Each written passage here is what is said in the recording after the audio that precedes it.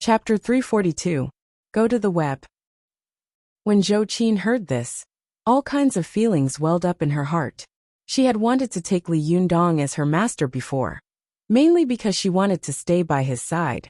Even if she could only look at him one more time, and listen to him one more time, it would be good enough to watch the net.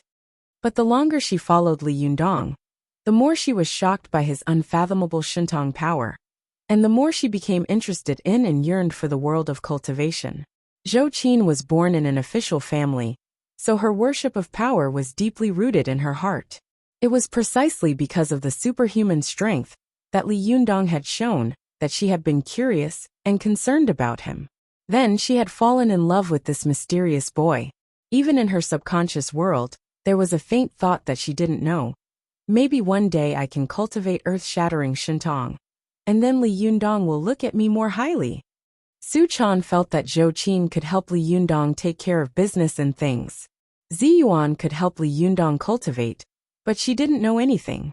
She was worried and sad, but Zhou Qin also had her own worries. In Zhou Qin's opinion, Su Chan was Li Yundong's favorite, and no one could take away his favor. Even if Su Chan didn't know anything, Li Yundong would not have any complaints, and would still dote on her as before. As for Zi Yuan, she was both Li Yundong's teacher and friend. She was almost omnipotent. Zi Yuan could help Li Yundong with anything. Such a beautiful, perfect, and powerful woman was simply the public enemy of women. What about himself? Zhou Qin felt that she was the real burden. She didn't know how to cultivate at all. Once the fight started, not only would she not be able to help, but she could only watch from the side. Therefore, she had subconsciously made up her mind to become a great cultivator, so that she could help Li Yundong with his worries and difficulties. Now that she could finally cultivate, how could she not be excited? He looked at her and said with emotion, "Aren't you curious about what kind of powerful magical weapons I'll give you?" Zhou Qin took a deep breath and suppressed her emotions. She said respectfully, "Master has taught me powerful magical weapons. This is my good fortune and blessing. No matter what Master teaches me, I will accept it with both hands. How dare I ask what it is?" Li Yundong saw that she was becoming more and more cautious, and his persuasion was useless. He sighed in his heart, and didn't say anything more. He took a package from his side, opened it, and took out a wrapped soft whip. Then he handed it over with both hands. When I first reached the Zhuji phase, I met Lu Fengping and Wu Hao, who tried to snatch my fan of 7 treasures. In the end they were killed by me. I obtained the 5 young blood pearl from Wu Hao and refined it into the fan of 7 treasures. Now I'll give you LV Fengping's whip. First of all, this is a magic tool for women. When you haven't completed your cultivation, you can use this whip to defend yourself. Second of all, the owner of this whip was originally lustful. For this magic tool to fall into her hands could be said to be a bright pearl cast into the darkness. And you are a person who is unyielding and would rather break than bend. You can use your own righteous qi to suppress the evil qi of this magical item. I hope that this magical item will fall into your hands, and one day it can be carried forward, so that it will not be covered in dust. Pickbook Needham. Zhou Qin's face was solemn. She stood up from her seat and knelt down respectfully. She raised her hands high and took the soft whip. Li Yundong didn't stop her. With a solemn expression, he handed the soft whip to her.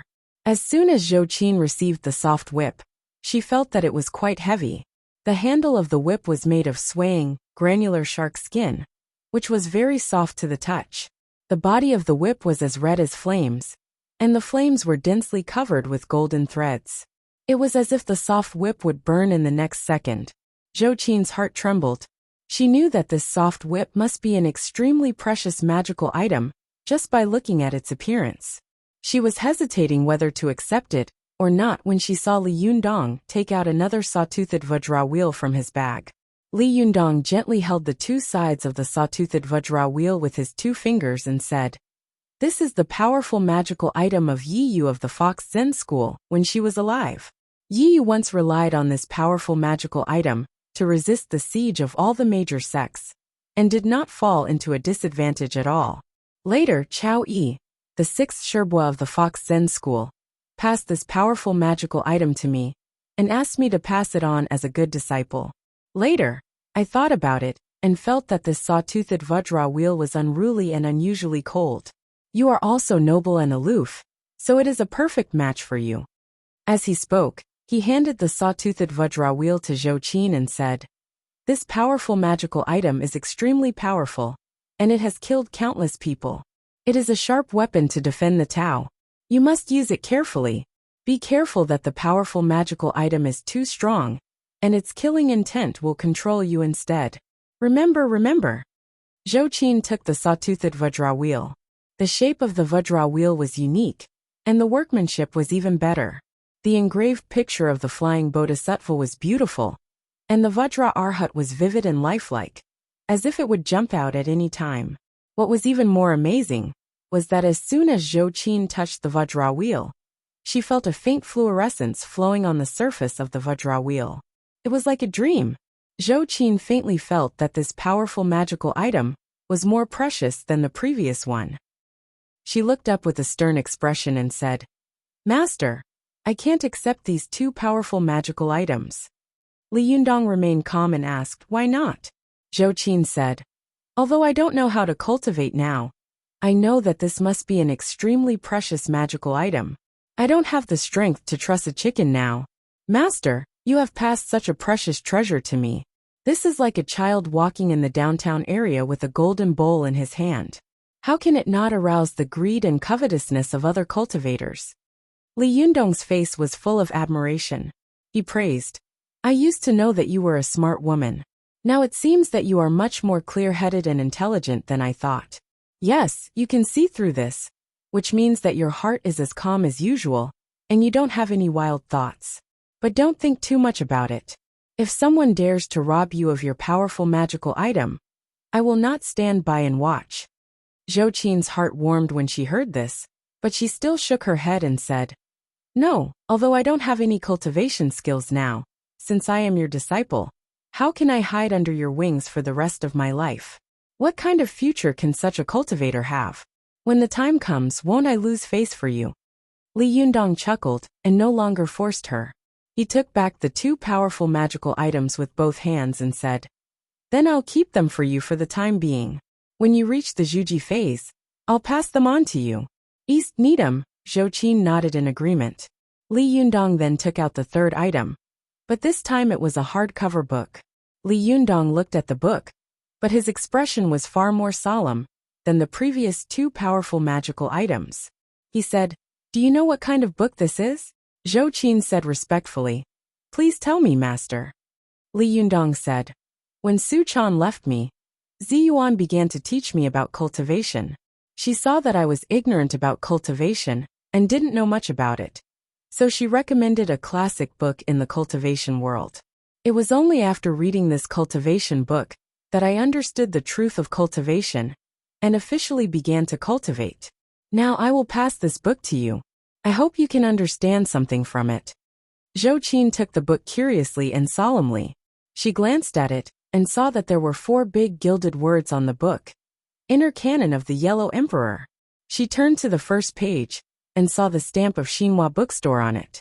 Zhou Qin asked doubtfully, "Master, you said that the Inner Canon of the Yellow Emperor is a classic work in the cultivation world. I can understand that, but isn't this a book that can be bought in Xinhua bookstore? Is this also a powerful magical item?" Li Yundong nodded and said with a smile, "Yes, this is an ordinary book, but in my opinion, it is more important than any other powerful magical item in the world, even though it is sold in every Xinhua bookstore." Li Yundong said with emotion, "When I didn't cultivate before, when I heard about the Inner Canon of the Yellow Emperor, I felt that it was unfathomable. Not to mention wanting to take a look at it, just hearing the name gave me a headache. But after I read it, I realized that our Chinese culture is extensive and profound. It is really unique in the world. No country or race in the world can compare with us. But such a glorious national culture of our country has been passed down to this day, and it has almost been cut off. How many of our 1.4 billion compatriots in the world can know the true meaning of the Inner Canon of the Yellow Emperor?" Hearing this, Zhou Qin's heart skipped a beat. She asked tentatively, "Master, you mean?" Li Yundong waved his hand and said, I don't mean anything. I'm just lamenting. The magnificent Chinese culture, which has a history of 5,000 years of cultivation, is now considered to be a heretical practice and feudal superstition. The classic work, the inner canon of the Yellow Emperor, has been shelved. The Shurangama Sutra, the Huayan Sutra, the records of Zongjinglu, and the Biopuzi, these classic scriptures and cultivation works are covered with dust, and no one is interested in them. As a cultivator, how can I not feel emotional in my heart? Sometimes I even think that the world of cultivation may end in our hands one day. If the world of cultivation, which has been passed down for 5,000 years, is broken in our hands, I really don't know what our ancestors would think.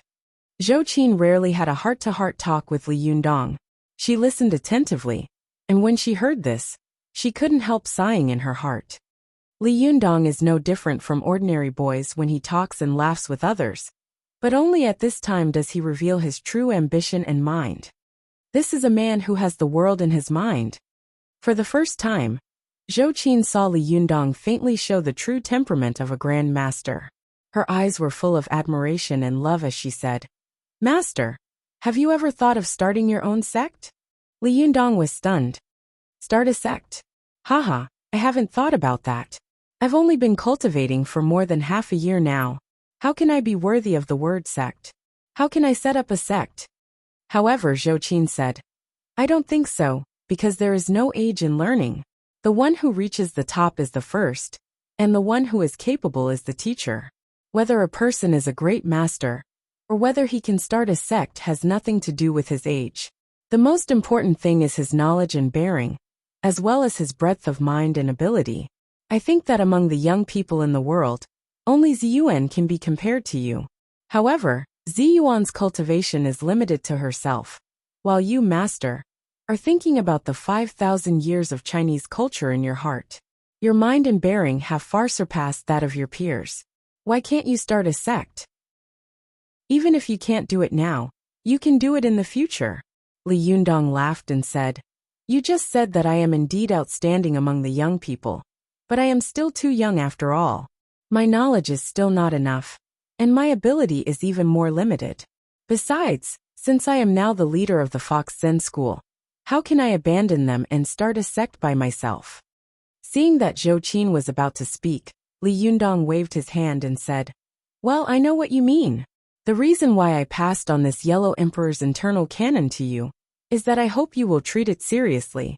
Although it doesn't have any shintong, and is not a powerful magical weapon, if you understand it, it will be much more useful than all the powerful magical weapons in the world. Even if the world of cultivation is cut off one day, as long as this Yellow Emperor's internal canon is still there, the root of the cultivation world will be there, and it will be possible for the cultivation world to come back from the dead. Zhou Qin held the Yellow Emperor's internal canon above her head and bowed deeply. After she got up, she said, Master, the world of cultivation will never be cut off in our hands. As long as you and I are here, the world of cultivation will not be cut off. Even if I am the only one left in the world of cultivation in the future, I will carry forward the way of cultivation. Li Yundong laughed and said, You don't have to exaggerate. Get up. This Yellow Emperor's internal canon has my detailed annotations. You can read it carefully. If there is anything you don't understand, you can ask me. When you finish reading this book, I will officially teach you the first lesson of cultivation. The two of them talked for a long time in the secret room. It was not until 2 or 3 hours later that Li Yundong came out of the room. As soon as he came out, he saw Su Chan and the others in the living room gathered together, as if they were looking at something. Su Chan heard the movement in the room and turned around. When she saw Li Yundong, she immediately waved her hand and said, Yundong, come and see. It's terrible. Something big has happened. The weather is too cold. I'm sick. I have a low fever. Participate in the activity and receive K coins for free. Previous chapter. Table of contents. Next chapter. Chapter 343. Go to Watch Network. Hearing Su Chan's shout, Li Yundong's heart skipped a beat. He walked over calmly and asked, What happened? Look at you, you're so scared. Go to the internet. 7K. OM. 16B. Li Yundong walked closer and saw that Ziyuan and Ruan Hongling were also there. They were all around a laptop, pointing at it. Ziyuan nodded to Li Yundong and said, "You're here? Come and have a look." Li Yundong took a closer look and saw that there was a video on the computer page. At first, the video was still very shaky, but soon Li Yundong found something wrong. He found that there were many trees with talismans and prayer bags hanging in the video. Li Yundong was shocked. "Isn't this Shiyuan Temple?" Su Chan tugged at his arm and pointed at a figure in the video. Yes. Look. Who is this?" It would have been better if Li Yundong hadn't seen it. As soon as he saw it, he gasped and said in surprise, "Isn't this me?" Ruan Hongling sneered and said, "The best is yet to come." As she said this, Li Yundong and a middle-aged monk began to fight in the video. The two of them were like a blockbuster with computer special effects. The Mahamudra and the Vajra Dharma only made the sky dim and the earth dazzle. In the end, Li Yundong threw out the chakram and rushed past the middle-aged monk. Finally, the video shook, as if someone was fleeing in panic. Li Yundong was shocked and angry. Who filmed this? Why did they post it on the internet? Su Chan blinked her eyes and said, "Yundong, now all the people on earth know that you are a cultivator." Li Yundong's face was sullen, and he didn't speak. Ziyuan sighed and said, "Fortunately, this video hasn't been posted for a long time. Many people just treat it as a piece of computer special effects. Look at the comments below."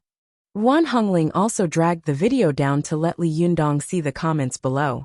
There were all kinds of comments. "What is this? Which movie's special effects? Not bad. When will it be released? Come on, the camera is too shaky, isn't it? What is the director doing? Hey, where is this place? Why does it look so familiar? Shiyuan Temple. This is Shiyuan Temple in Dongwu City. I went there last time, ha ha ha. Don't talk nonsense if you don't understand. This is clearly a real video of me having sex. I almost lost my life when I was having sex. The uploader has appeared. King real video? Is it a movie from CCTV? It doesn't look like it. The scene feels very realistic. Sai, let me tell you the truth. This is just a CG special effect, made by a student of Beijing Film Academy. When it's released, it's to pass off the fake as the real thing. It's just sensationalism. You know what I mean? Li Yundong didn't know whether to laugh or cry when he saw this. He smiled bitterly and said, "Fortunately, they all regarded this video as a computer special effect. Otherwise, I would have become famous." Su Chan giggled and said, "It's okay. You can only see your back. You won't be famous." On the other hand, Master Feikong has become famous. He was actually found out by a human search. Li Yundong smiled bitterly and said, "What a sin. If Master Feikong finds out, he will probably scold me." Zhou Qin had come out with Li Yundong before. After understanding the situation, she suddenly asked, "Look at you, it seems that you are very afraid that the truth of this video will be known. Why can't cultivation be spread to outsiders?" Ziyuan explained, "The cultivation world has always been a secret world. Every cultivator is trying their best to maintain the secrets of the cultivation world. This can be said to be an unspoken rule that everyone abides by. Why is this so? Because every cultivator has a strong destructive power. They are a special group of people. And this group of people is related to religion.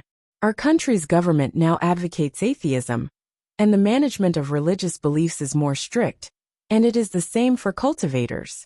However, because most cultivators and cultivation sects are arrogant and unruly, the country is also afraid that a high-pressure policy will cause a large number of cultivation sects to leave and be used by hostile forces. Therefore, it has adopted a laissez-faire attitude, but it absolutely does not allow cultivators to swagger through the market." Zhou Qin let out an "ah" and suddenly said, "I understand. So that's how it is."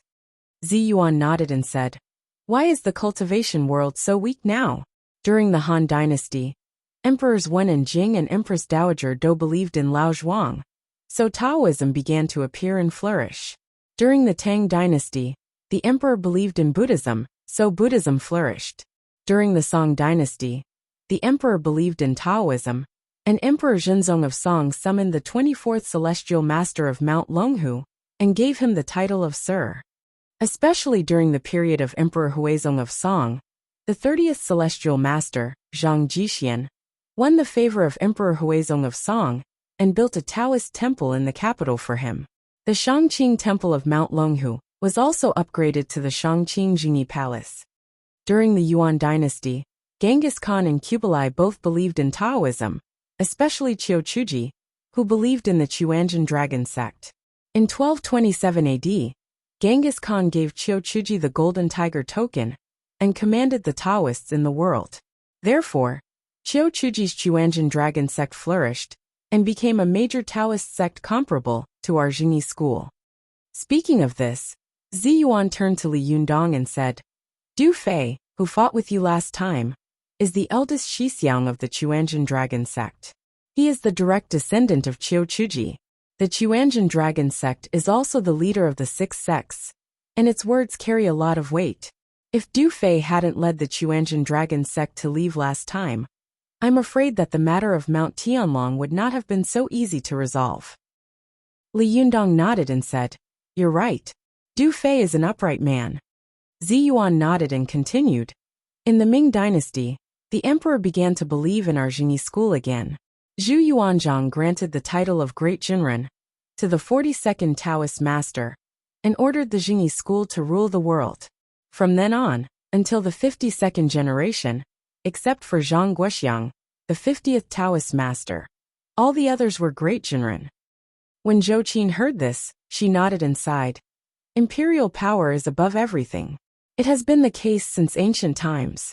But why hasn't the cultivation world become like this now? Zi Yuan smiled slightly and said, In the Qing dynasty, the Manchus entered the pass. The emperor of the Qing dynasty believed in Tibetan Buddhism. Buddhism and Taoism were originally incompatible. In any era, Buddhism would inevitably suppress Taoism, and Taoism would inevitably suppress Buddhism. As soon as the emperor of the Qing dynasty believed in Tibetan Buddhism, our Taoists began to be suppressed one after another, and even the Buddhism of the Central Plains was affected. Until the Republic of China, Taoism was about to flourish. The 62nd generation Taoist master Zhang Xiaoqiu, organized the National Church Organization of Jingyi School in Shanghai, which was the Taoist Association of the Republic of China. However, it's a pity. Li Yundong rarely heard Zi Yuan talk about the history of the rise and fall of the cultivation world. He listened with great interest and asked, What's a pity? Zi Yuan sighed softly and said, It's a pity that in 1919, the May 4th movement broke out. This movement completely destroyed all the things that the cultivation world relied on for survival. Western culture invaded on a large scale, and traditional culture was abandoned like a pair of worn-out shoes. The prosperity of Taoism was based on the prosperity of Taoist culture, and so was the prosperity of Buddhism. However, the traditional culture of both Buddhism and Taoism was destroyed, and they lost the soil on which they relied for survival. How could they prosper? Therefore, Taoist master Zhang Xiaoqiu's Taoist Association of the Republic of China only established a branch in Shanghai before it died. Zhou Qin suddenly understood. She looked at Li Yundong and understood more and more why Li Yundong had felt that way before. Li Yundong glanced at her, smiled slightly, and said, Zi Yuan, go on. Zi Yuan nodded and said, You all know what happened after that. In the war between the Kuomintang and the Communist Party, the Atheist Party won, and the cultivation world ushered in the darkest period. Then, the Great Leap Forward, and the 10 years of turmoil. These successive movements caused the cultivation world, which had already been greatly damaged, to almost disappear from Jianghu. A large number of cultivators went abroad and set up branches of various sects abroad.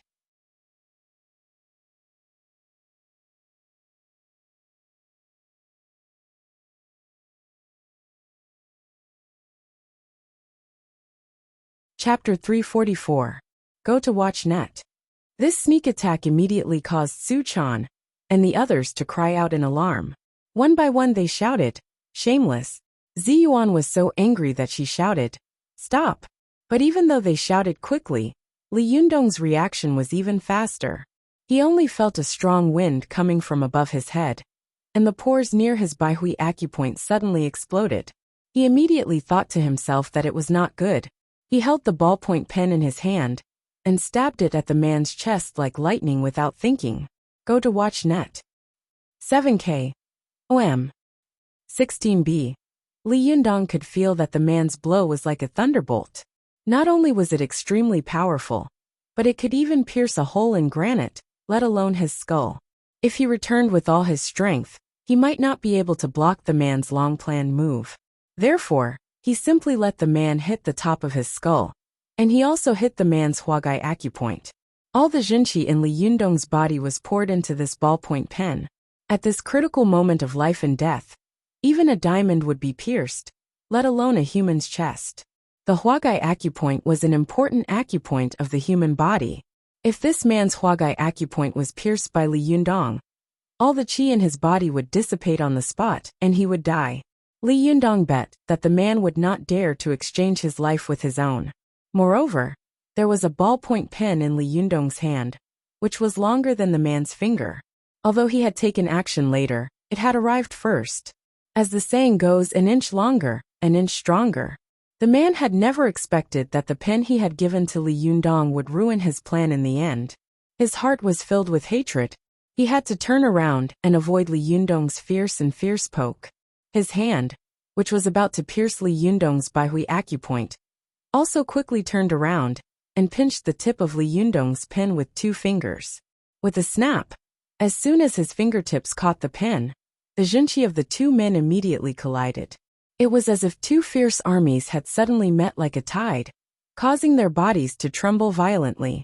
With a snap, the pen exploded into countless pieces. The moment the pen exploded, the door of the elevator in the stairwell also opened with a crash. Li Yundong's heart skipped a beat. He saw the fragments flying in all directions, and some of them flew straight into the elevator. These fragments were extremely powerful. If an ordinary person were to be hit by them, it would be no different from being hit by shrapnel. They would either die or be seriously injured. Li Yundong was quick to react. He turned around and retracted his arm. His arm returned to his sleeve in an instant. With a flick of his sleeve, it was like a wide and long soft whip, catching all the fragments that were flying toward him. However, as soon as Li Yundong turned around, he immediately turned his back to the person who had attacked him. All the vital points on his back were exposed to the opponent, which was the most disadvantageous position in fighting. Seeing that Li Yundong had given himself an opening, the other party didn't even think about it. He immediately stepped forward and slapped down with his palm. If his palm hit, even granite would be torn apart. However, Li Yundong seemed to have expected that the other party would take the opportunity to attack him. He grabbed the sleeve of the fragments and threw it back fiercely. Su Chan, Ruan Hongling, Chao Yi, and the other cultivators also cheered. Zi Yuan said in her heart, Li Yundong's move is really a stroke of genius. His cultivation aptitude is rare in the world, and his talent in fighting is even more shocking. He can actually think of a way to deal with it in such a short period of time, and he can even defeat the enemy according to the surrounding environment and his own clothes. Amazing, really amazing. Just as Su Chan and the others were cheering, Li Yundong's sleeve hit the other party's palm with a bang, and all the fragments were firmly slapped into his palm. In the blink of an eye, the 2 of them fought like lightning and thunder. The man groaned and took a step back while covering his palm. At this time, the cheers of Su Chan and the others came out of their throats. Only then did 2 young women, who were talking, come out of the elevator. As soon as the 2 women walked out of the elevator, they heard the cheers of Su Chan and the others. They were shocked and widened their eyes. They looked at Li Yundong and the man in a helmet and sunglasses, who was covering his hand and lowering his head. For a moment, they didn't know what had happened. When the man saw that there were mortals from the secular world present, he immediately covered his hand, turned around, and walked into the elevator. Because there were 2 secular people present, Li Yundong didn't chase after him. He just stared at the elevator door like lightning. When the elevator door finally closed, he glanced at the 2 girls in a daze, picked up the package that had fallen to the ground with his foot, and then turned around and entered the door.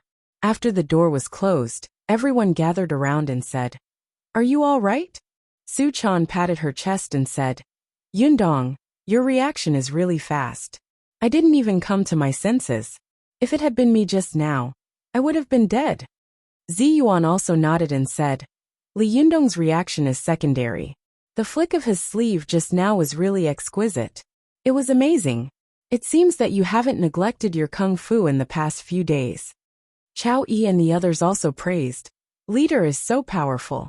It was really dangerous just now. I thought that leader wouldn't be able to avoid it." Although Li Yundong had defeated the enemy in the blink of an eye and others had seen it easily, in fact, when Li Yundong and the others calmed down, they felt a lingering fear, and a cold sweat broke out on their backs. Li Yundong's face was cold as he said, "This person's cultivation is definitely not inferior to mine.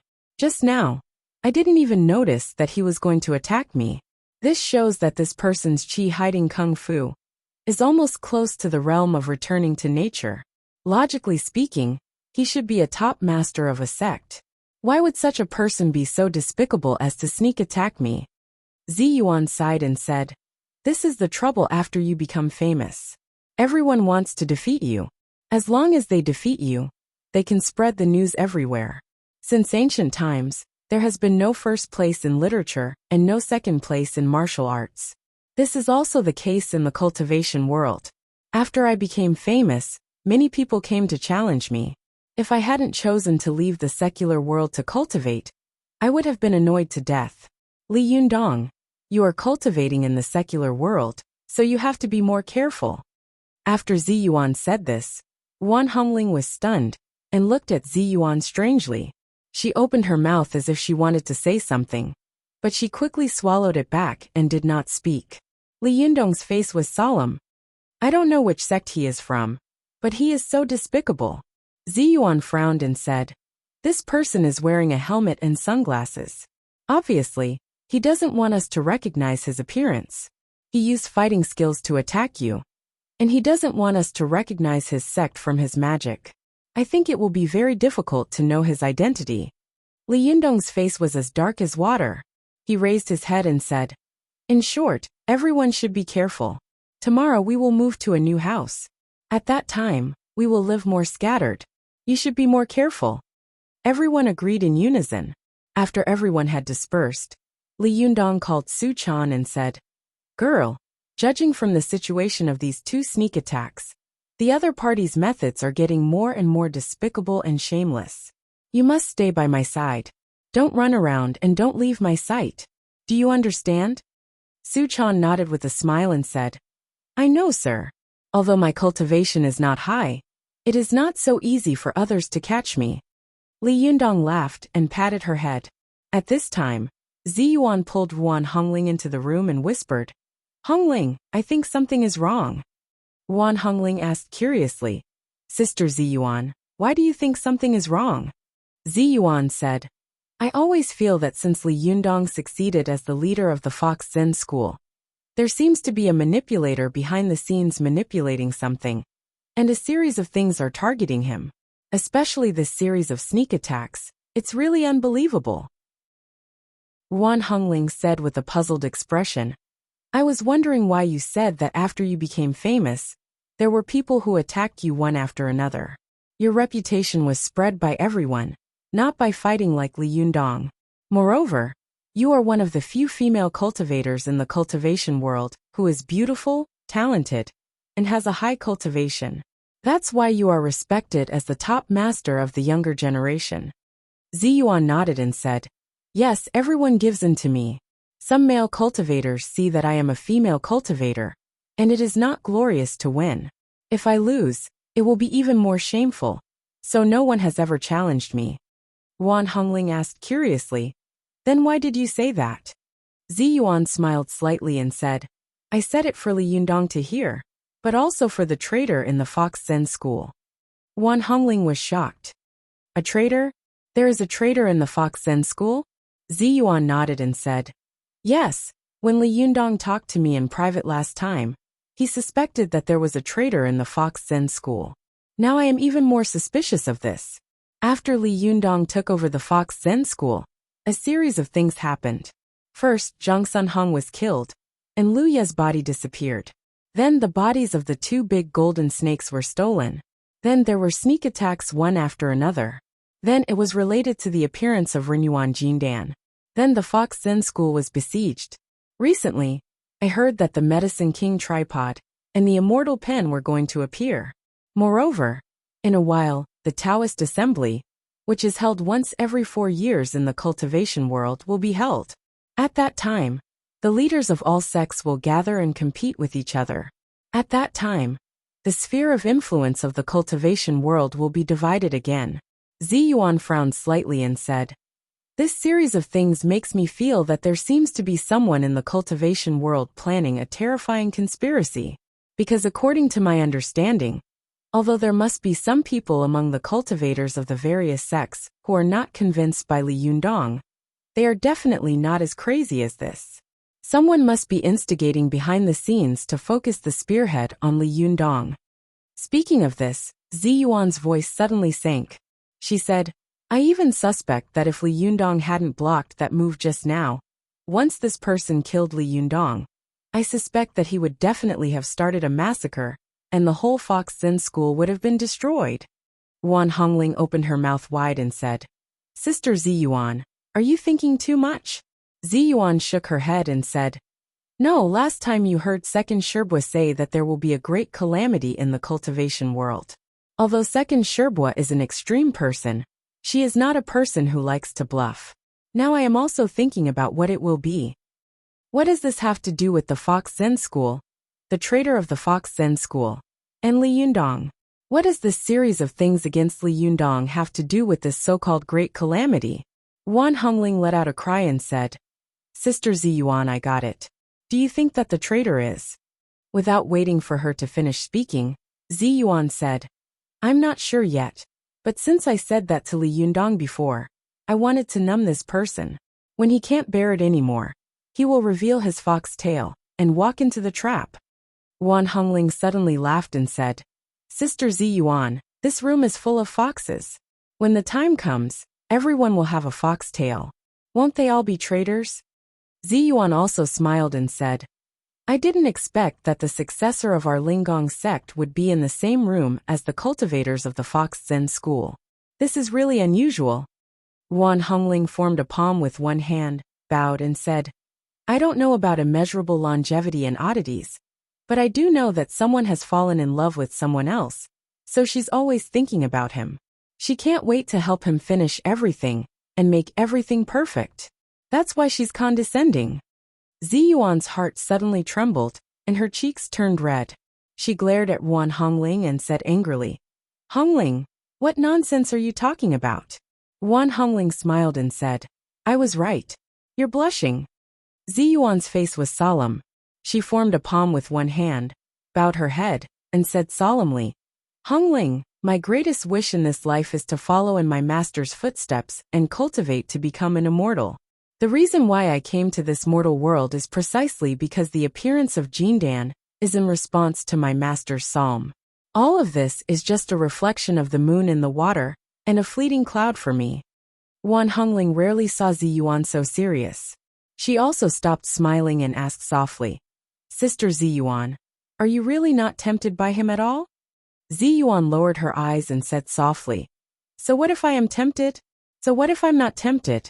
Hongling, the current situation is complicated and confusing like a ball of tangles, and it's precisely the time for us to take precautions against it. Let's not be entangled in these matters of love." Wan Hongling nodded and didn't say anything more, but she sighed softly in her heart. "Sister Zi Yuan, you still haven't answered my question. Second Sherbua is a person with a high cultivation quotient, but he can't jump out of the secular world of love and hatred, can he? Since you have chosen to cultivate in the secular world, how can you be detached from it?" Thinking of this, Wan Hongling couldn't help but be a little dazed for a moment. Chapter 345. Go to watch net. Early the next morning, Li Yundong woke up from his meditation. At this time, Su Chan had already gotten up early with the little foxes. When they saw Li Yundong, they shouted in unison, "Good morning, leader." although Li Yundong had almost been killed by a sneak attack before. At this time, seeing a group of young and beautiful girls greeting him so crisply in the early morning, even if he was unhappy, it would all be gone. He finally felt that he had not been the leader for nothing. Go to watch net. Early in the morning, there was a group of beautiful girls surrounding him. What more could he ask for in this life? Li Yundong was in a good mood. He greeted them with a smile and said, "You got up so early? Have you packed your luggage?" Su Chan smiled and said, "My luggage has been prepared for a long time. As for the others..." Before she could finish speaking, the other little foxes said one after another, "Leader, we have no luggage. Let's go. We can't wait any longer." "That's right. Leader, we seem to have our own rooms. It's very uncomfortable and inconvenient to squeeze into the living room." "That's right. You even stepped on someone when you got up to go to the toilet." "Hey, second Shiji, the one you stepped on was me. I asked who stepped on me when I was sleeping last night." "Fourth Shiji, you tripped me and I didn't even argue with you. How dare you accuse me first?" "Wow, second senior sister, you're too much. You've stepped on my arm until it's bruised. Look. Hey, stop it you too. Second senior sister. When you fell yesterday, it happened to be on my body. It hurt a lot." "That's right. I was also pressed by you. Your chin hurt so much." "Hey, what do you mean? I'm also a victim. If it wasn't for someone pressing on my stomach last night, would I have gone to the toilet?" "What? Who pressed your belly? Who slept next to you last night, second Shiji? Was it you? If it wasn't you, was it you?" The little foxes looked over one by one and shook their heads. Finally, their eyes fell on Li Yundong and they said in unison, "Leader, you be the judge." Li Yundong suddenly felt a headache coming on. It was great to have a group of little beauties surrounding him, but if they were noisy and chattering around him all day, he would suffer. Li Yundong quickly said with a straight face, "Nonsense. We're all from the Fox Zen school, so we should be polite to each other. How can you care about such a thing?" The little foxes all pouted, lowered their heads, looked aggrieved and stopped talking. Li Yundong saw that although they were not convinced in their eyes, they didn't make any more noise. He said, "Well, everyone, pack up and get ready to go." As soon as the little foxes heard that they could move to a new home, they were up. Said, Chowie Sherbua, who had been watching from the side for a while, suddenly said, "Don't be so happy. You eat and drink for free all day long." Li Yundong waved to the little foxes and said, "Little ones, go get your things. Let's go to our new home." The little foxes laughed and agreed. They all rushed to the bags. Some were carrying 2 bags, while others were carrying 3. Zhou Qin, who had just come out of the room, was also carrying a bag. At this time, Zi Yuan and Wan Hongling also came. When they saw this, they smiled and said, "It's so lively. Everyone has a share? Well, let's also carry 2 bags, shall we?" As she said this, Zi Yuan also carried 4 bags, and Wan Hongling also carried 2. But when Li Yundong finally wanted to carry, he suddenly found that the last few bags had been carried by Zi Yuan, Wan Hongling, and the others. He smiled and said, "You've all carried. What should I carry? By the way, I still have some luggage. Let me carry this."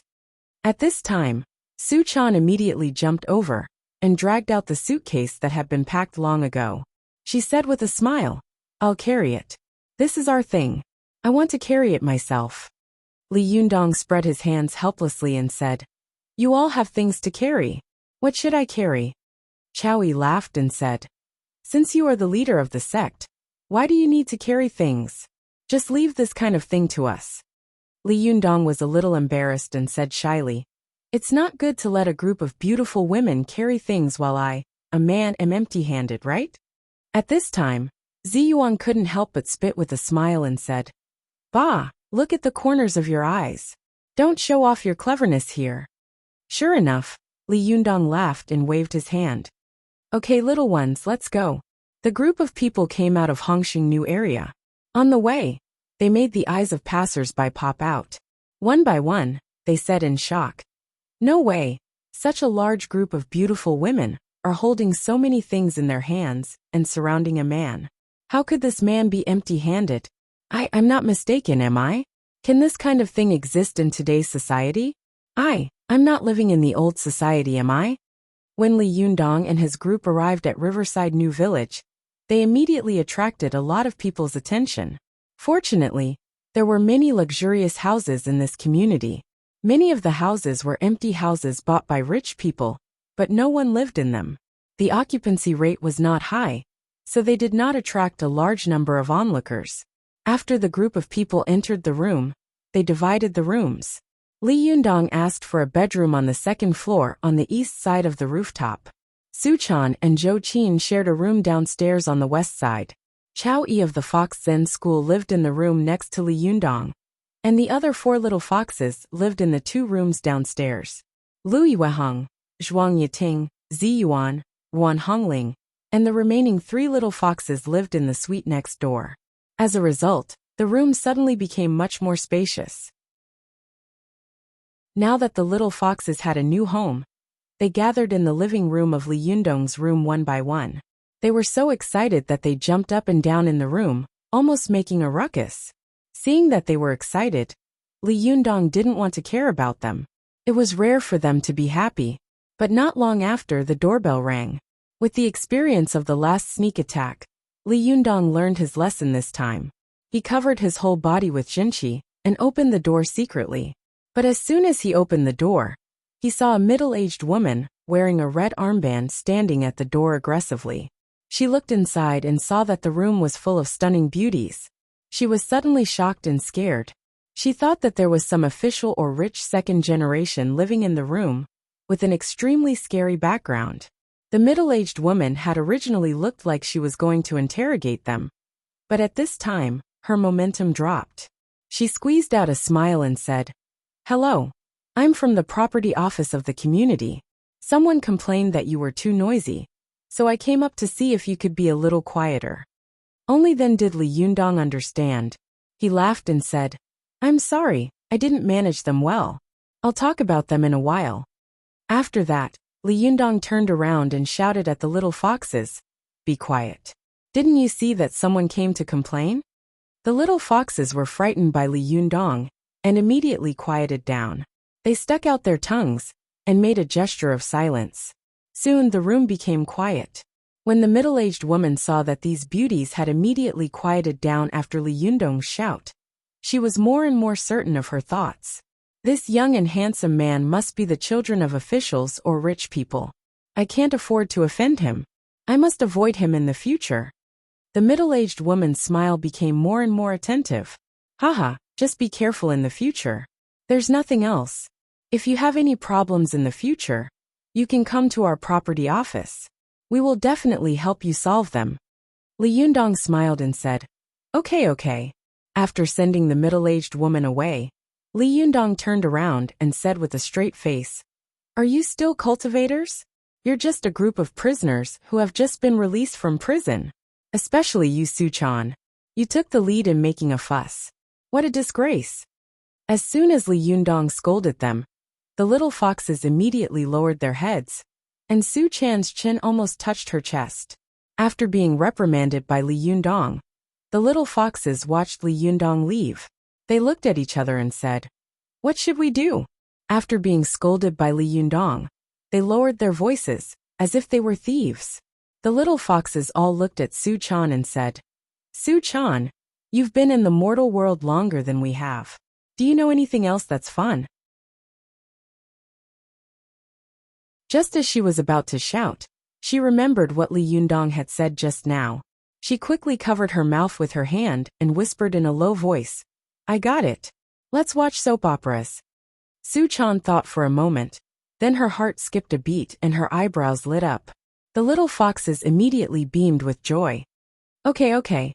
Seeing that they were a little happy, Su Chan didn't feel that her voice had become louder again. She immediately made a gesture of silence and said, "Don't make any noise." The little foxes responded, Oh, keep quiet." Su Chan rolled her eyes and said, "I'll go ask Yundong and see if he'll let us watch it." As she said this, Su Chan quietly went up the stairs, then tentatively pushed the door open. She poked her head out, rolled her eyes and shouted softly, "Yundong!" Li Yundong saw Su Chan acting like a thief in the room, and immediately felt angry and amused. He said, "What are you doing? Can we watch TV?" Su-chan asked meekly. Li Yundong couldn't help laughing and said, "Nonsense, just don't make it too loud." Su-chan immediately cheered. "Master, you're the best. I love you so much." As she said this, she quickly rushed in, hugged Li Yundong, and kissed him hard on the cheek.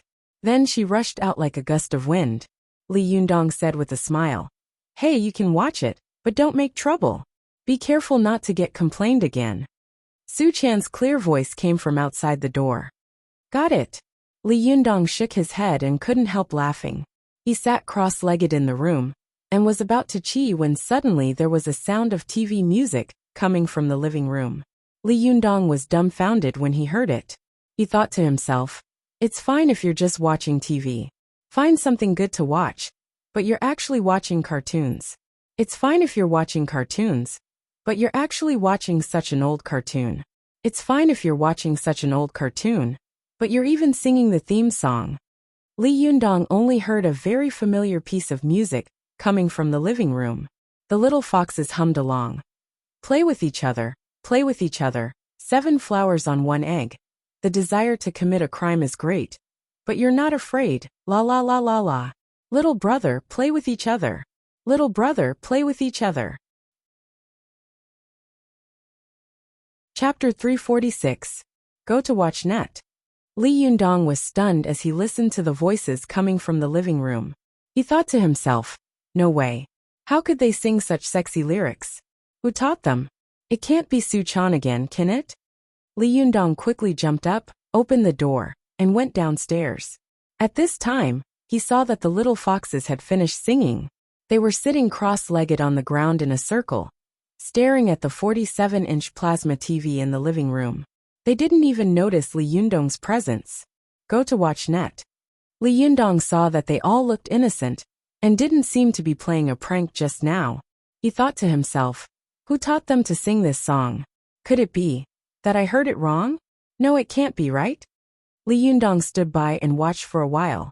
Seeing that they were so fascinated that they didn't even notice that he was standing beside them, he thought to himself, "Good heavens, if a sneak attack comes, even a child can put you down together. Is this Calabash Brothers so good? Which TV station is so unpromising that it would broadcast such an old cartoon?" Li Yundong looked up and suddenly gasped. "CCTV Children's Channel. Oh, you guys are a little smaller." At this time, there was a scene of the Calabash Brothers being caught by the snake demon and the scorpion spirit. They took off their pants and peed to tease them. The funniest thing was that there was a small piece of mosaic on the vital parts of the camera. The little foxes suddenly asked curiously, "What's that? It's a blurry ball?" Next to them, a little fox immediately scolded with a smile. "Idiot, it's a man's thing. Don't you know?" "Oh, then why did it look like this?" "I don't know. Ask Shiji Su-chan. She has a lot of experience in the mortal world. She must know." Su-chan didn't know what mosaic was. She saw that the little foxes were all looking at her, and she didn't want to show weakness in front of them. She rolled her eyes and immediately saw Li Yundong standing beside her. The little girl seemed to have seen her savior. She smiled and said, "The leader is here. Ask him and let him answer." Li Yundong's face was full of surprise. He secretly glared at Su-chan, coughed dryly and said, This thing is actually called mosaic. It's used to cover a hem, some very sensitive places." Yeah, that's about it."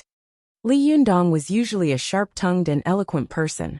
At this time, when he was explaining this question in front of a group of beautiful women, he felt a layer of sweat suddenly appear on his back, and he stuttered.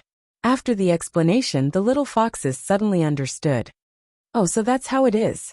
Su-chan's face was also full of sudden understanding, but she soon looked puzzled. She unconsciously looked at Li Yundong's lower body and asked, "But why didn't you censor it?" He wanted nothing more than to grab Su-chan and spank her, but 500 times. When the other little foxes heard Su-chan's question, their eyes fell on Li Yundong's lower body in unison. Their eyes were full of ambiguity, and they giggled. "Watch net." Li Yundong glared at Su-chan. "Are you a pig? How dare you ask me something like that?" Su-chan looked confused. Ah, what's wrong with this question? Is there something wrong? Seeing that she was still at a loss, Li Yundong became more and more frantic.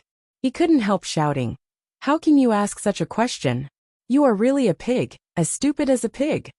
Being scolded by Li Yundong in public, Su-chan immediately pouted and said, "I don't know. If I don't know, I'll ask. What's wrong with that? I'm not a pig." Li Yundong was so angry that he laughed.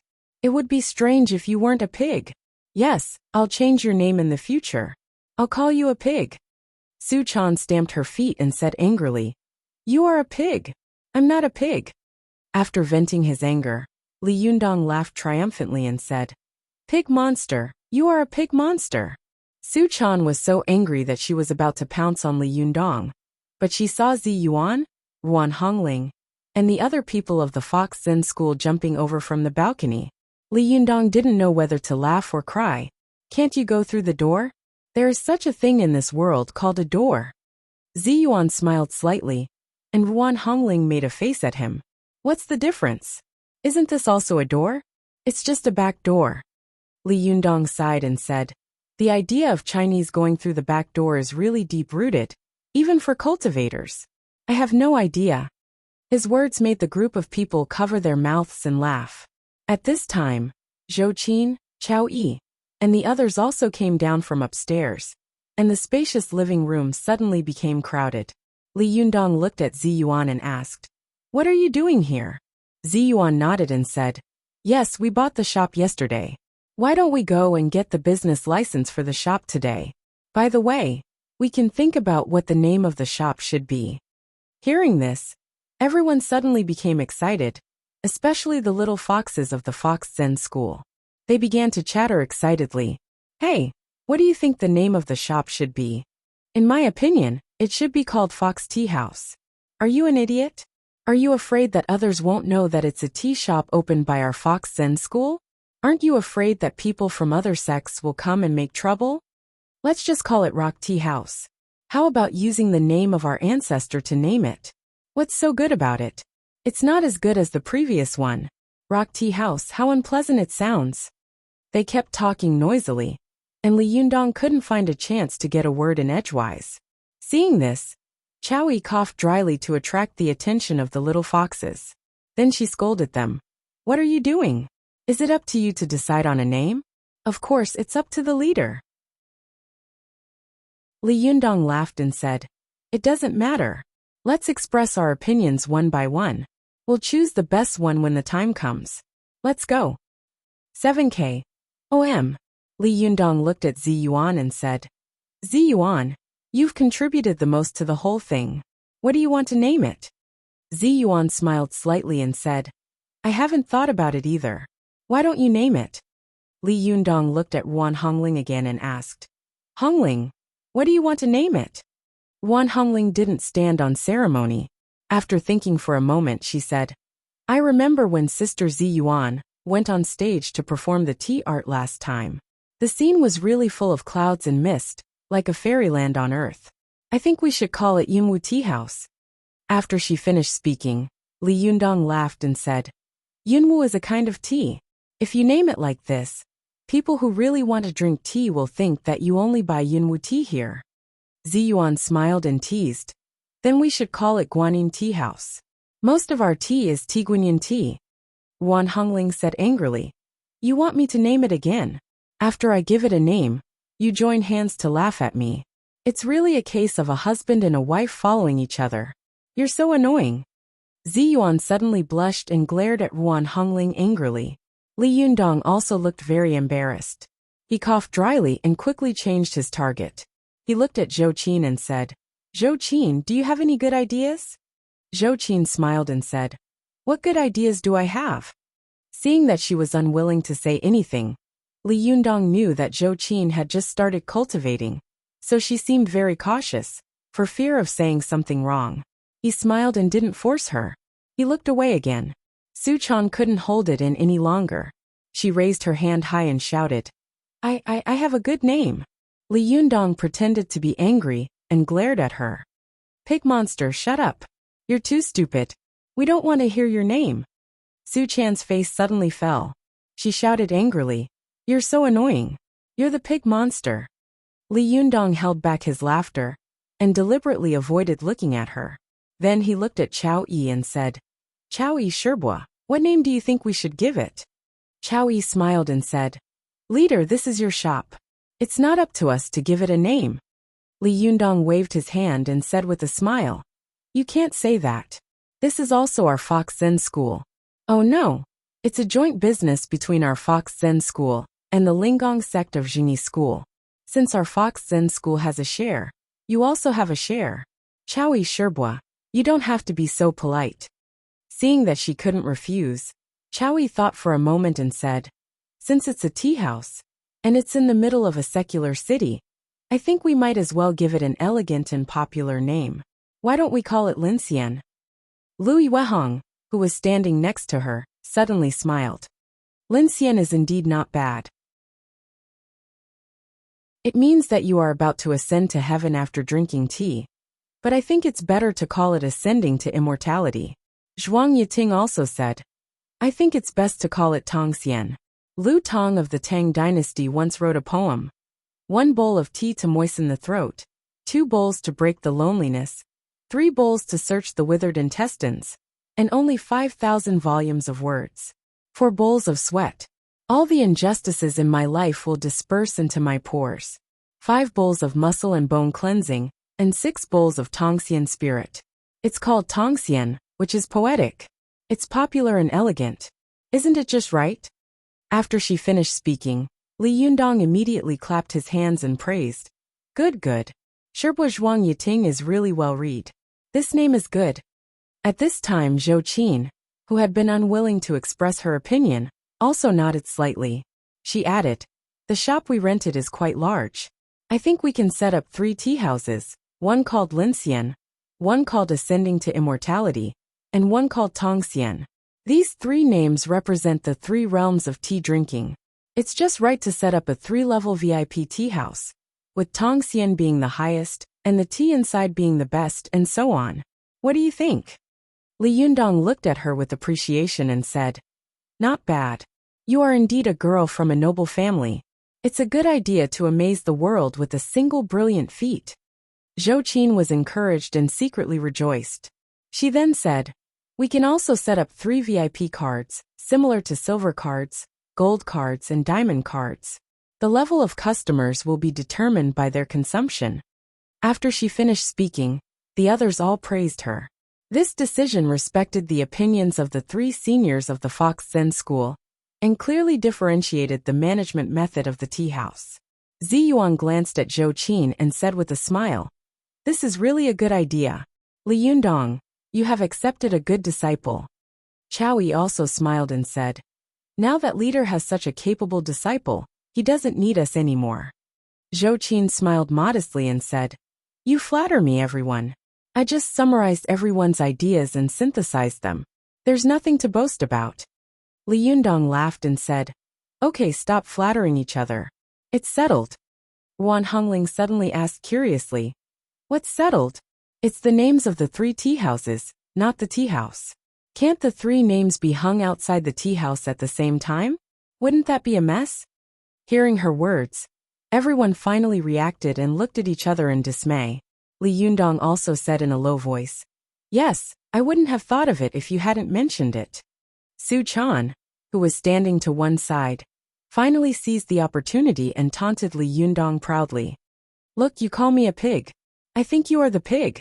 Stupid." Li Yundong glared at her and said, "Yes, I am a pig. It would be strange if you were a pig." Pig monster, do you have any good ideas? When Su Chan saw Li Yundong talking about her like this in front of so many people, she stamped her feet angrily and said, "You are a pig monster." Li Yundong laughed and said, "Then you give me a good name. I will admit that you are not a pig monster." Zi Yuan and the others saw Li Yundong and Su Chan bickering. Li Yundong's every word was taking advantage of Su Chan. But Su Chan didn't react, and just foolishly followed Li Yundong's words. They all covered their mouths and snickered. Su Chan didn't realize that Li Yundong was teasing her. When she saw Li Yundong asking her to give him a name, She was overjoyed. She put her hands on her hips and said proudly, "You finally remembered to give me a name? With this girl's intelligence, wisdom, and vigor, I will definitely come up with a good name." Li Yundong held back his laughter and said, Yes, Miss Pig Monster, hurry up and give us a name." Su Chan stamped her feet and shouted, "Don't call me Pig Monster." Li Yundong laughed so hard that his intestines were about to break. He said, "Okay, I will definitely not call you Pig." Su Chan didn't hear the change in the meaning of Li Yundong's words. Seeing that Li Yundong was no longer speaking, she shook her head and said, "Previously the three Shibui said that there were three immortals. One Lin Xian, one Deng Xian, and one Tong Xian. In my opinion, we might as well call our tea house Desanxian." Li Yundong couldn't help laughing and said, "Desanxian? Isn't that a dish? Why do you only know how to eat? How can you say that you are not a pig? If you are not a pig, then what are you? By the way, you are not a pig. It would be strange if you were a pig monster." Su Chan only felt that the name she had given was excellent. Originally, she looked at Li Yundong expectantly, waiting for him to praise her. Unexpectedly, Li Yundong ridiculed her in such a way. She suddenly became flustered and angry and shouted, "It would be strange if I wasn't a pig monster." This time, everyone in the room burst out laughing, and Li Yundong laughed so hard that he almost died. Su Chan looked at everyone laughing.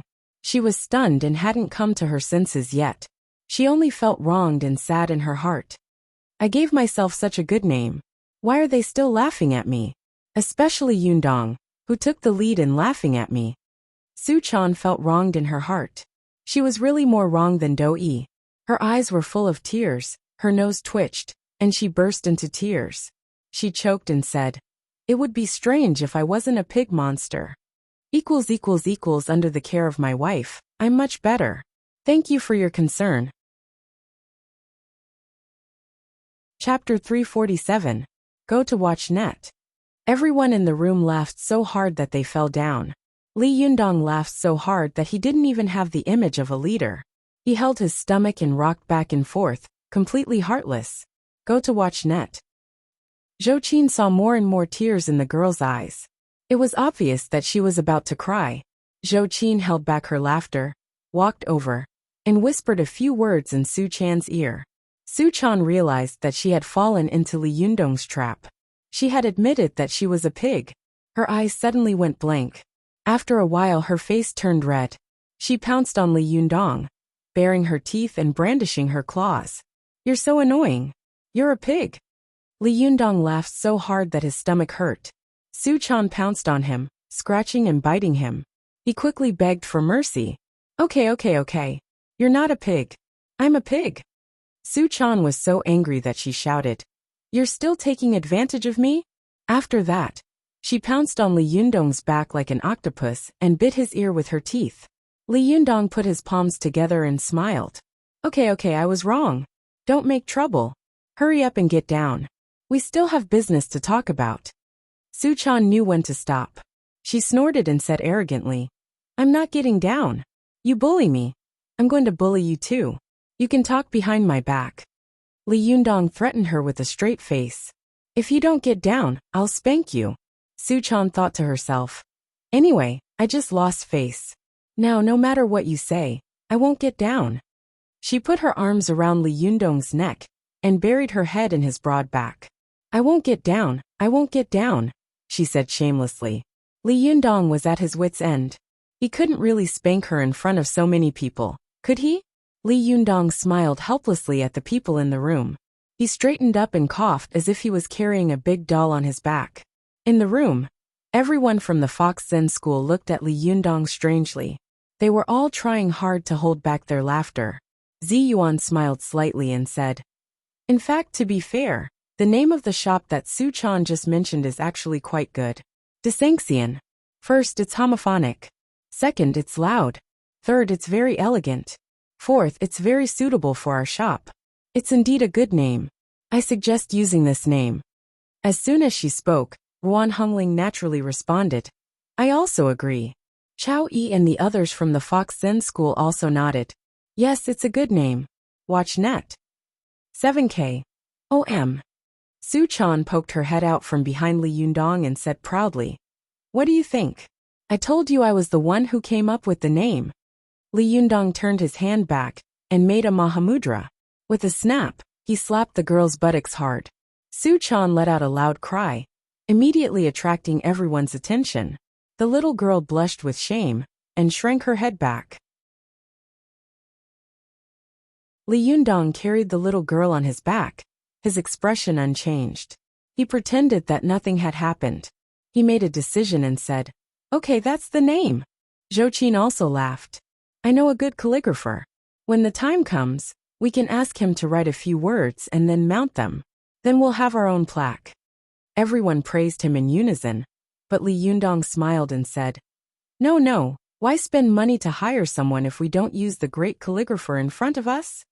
Zhou Qin asked curiously, "Is there a great calligrapher among us?" Li Yundong looked at Zi Yuan with a smile. "I saw Zi Yuan's calligraphy last time, and it was very good. I wonder if she's willing to write it."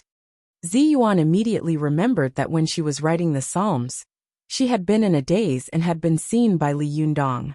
Her heart tightened, and her expression became a little unnatural. Ruan Hongling didn't know the crux of the matter. She immediately clapped her hands and said with a smile, Good, my Shiji's calligraphy is ranked among the best in the cultivation world." At this time, Su Chan poked her head out again, but she was not as arrogant as last time. She said weakly, "My calligraphy is also very good." When Li Yundong had reunited with Su Chan in Shantang, he had seen her calligraphy, and it was indeed very beautiful.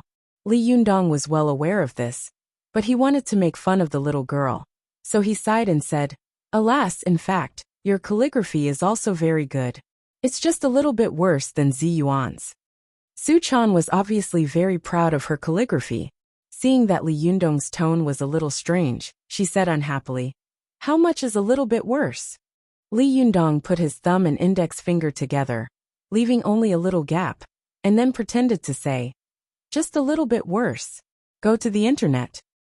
7K. OM. Seeing that Li Yundong finally didn't taunt her anymore, Su Chan snorted and said, "Does it count as a little bit worse?" Li Yundong sighed and said, "Yes, in fact, it's just a little bit worse. Alas, it's a pity. It's probably just a little bit worse. A little bit worse." Suddenly, everyone burst into laughter again.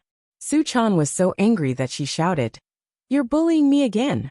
I don't care, I also want to write." It was rare for the little girl to be so serious. In her opinion, the startup capital of this tea house was earned by Li Yundong and Zi Yuan together, and the management method and direction of opening the tea house were all Zhou Qin's ideas. Of these two women, one was Li Yundong's confidant who was both a teacher and a friend, and the other was Li Yundong's first disciple. Not only was their beauty and temperament not inferior to hers, but their relationship with Li Yundong was also very ambiguous. If the little girl didn't feel a little jealous in her heart, it would definitely be a lie.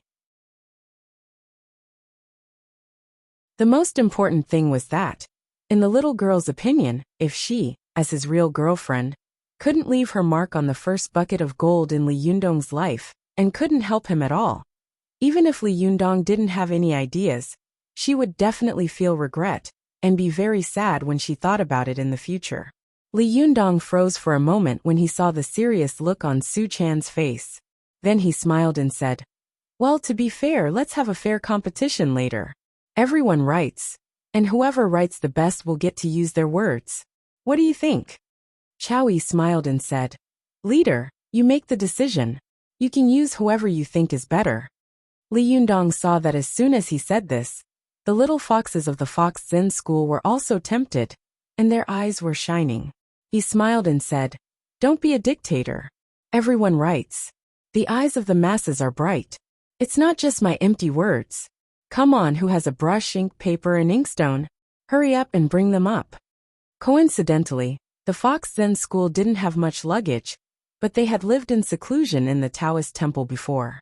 Most of them had practiced writing to cultivate their moral character, so they happened to have these things in their luggage. Soon, the little foxes took out the brush, ink, paper, and inkstone as if they were asking for credit. Li Yundong pointed to the desk in the dining room next to him and said, Let's write there. Who wants to go first? The little foxes were all excited. Me. Li Yundong smiled and said, Don't shout, don't push. Do it one by one. The little foxes rushed to write the words de Sanxian, one by one, and then showed them to Li Yundong one by one. When they got a word of praise from him, they stood to the side with smiles on their faces. At first, Su Chan looked at them nervously, for fear that their handwriting would surpass hers.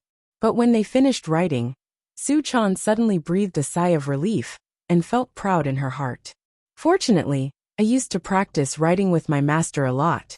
Otherwise, I would have made a fool of myself today. Although the handwriting of my fellow sisters is good, there is still a gap between them and mine. When Chao Yi and the others finished writing one by one, Su Chan felt even more relieved. She saw that although Chao Yi and Lu Yuehong's handwriting was beautiful, it was not as lively as hers. It lacked a certain charm. On the contrary, Shibo Zhuang Yiting, who looked the most coquettish, had written a delicate and fresh thin golden body, which surprised everyone. Li Yundong saw that everyone's handwriting was different and beautiful. Although he didn't understand calligraphy, he also felt that all the words were extremely beautiful. He nodded and praised, Not bad, they are all good handwriting. I didn't expect that all of you would have good handwriting. He looked up at Ruan Hongling and said, Hongling, don't you want to write?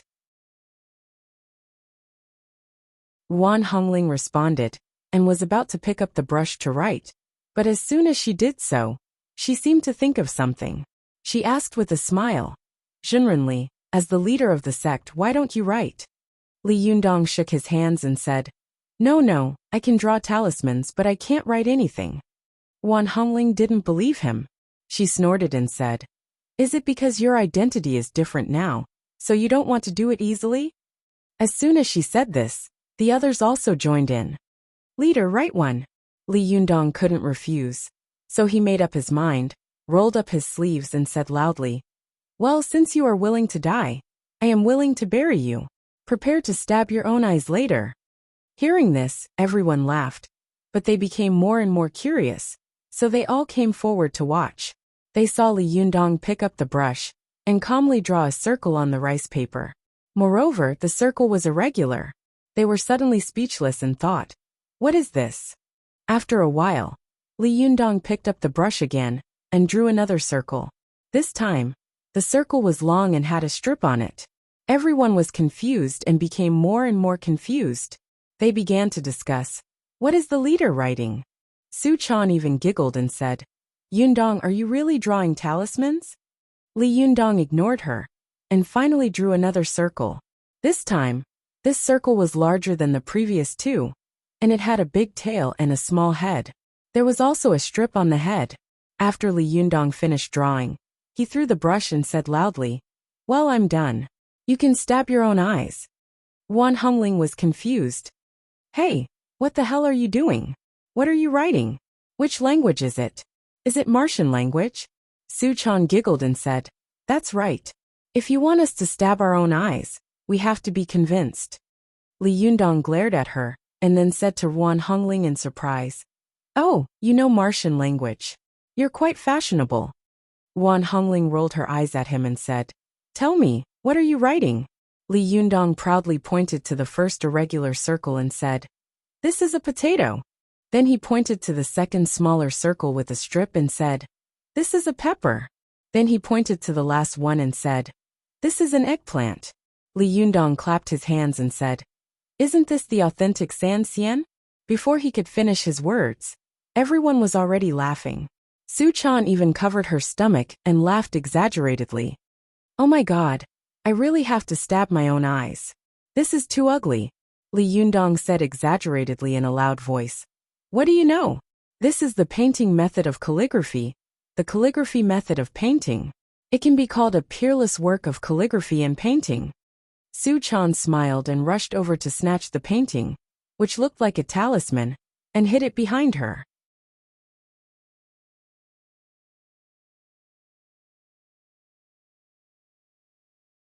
Chapter 348.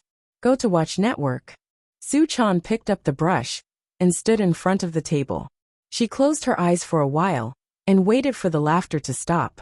Then, she opened her eyes and wrote the words de Sanxian with a solemn face. Everyone took a look and saw that Su Chan's handwriting was beautiful, and her strokes could be said to be smooth and free. There was a kind of indescribable intelligence and elegance. Except for Li Yundong's bad handwriting, everyone else present was good at it. When they saw this good handwriting, they all cheered. Su Chan proudly put down the brush and said to Li Yundong with a smile, "How is it?" Li Yundong praised her in his heart, but pretended to be angry and glared at her. "What are you so proud of? There are still 2 more to write." Li Yundong said to Zhou Qin, "My good disciple, it's your turn. Hurry up and support me." Zhou Qin thought of the San Xian that Li Yundong had used just now, and she couldn't help but burst into laughter. Li Yundong said angrily, "Hey, are you kidding me? How dare you laugh at your master?" Zhou Qin quickly smiled apologetically and said, "No, how dare I?" Li Yundong looked at her suspiciously and said, "Really? How is your handwriting? If it's the same as mine, don't make a fool of yourself." Zhou Qin pursed her lips and said with a smile, "It's just as though I'm just a little better than you." Su Chan immediately chimed in, "Just a little bit stronger. That little bit is like a world of difference." Everyone laughed. Li Yundong laughed and scolded, "You little girl, you're waiting for me here." After laughing for a while, Zhou Qin walked to the table, concentrated, and then wrote the words de Sanxian. At this time, everyone understood her background. They knew that Zhou Qin was originally an official's daughter, and later gave up everything to cultivate with Li Yundong. They had thought that Zhou Qin's calligraphy cultivation should be limited, but at this time, they saw that Zhou Qin was writing in semi-cursive script. Her handwriting was dignified and steady, majestic, and her words were strong and powerful, revealing an unbending momentum. Su Chan sighed in her heart, and couldn't help but admire Zhou Qin a little more. She thought to herself, as the saying goes, the handwriting is like the person. Only a person who can write like this can do such a thing. Ziyuan also nodded and praised. "Good calligraphy, it is indeed good calligraphy. However, although the calligraphy is good, the craftsmanship is too heavy. It's not as nimble as Su Chan's." Zhou Qin also put down the brush and said with a smile, "Of course. Su Chan's words seem to be alive, as if they can jump out. I can't compare with her." Su Chan was overjoyed when she heard that. Her eyes narrowed into slits as she smiled. At this time, everyone except Ziyuan had finished writing. Li Yundong smiled and said to Ziyuan, "It's your turn, isn't it?"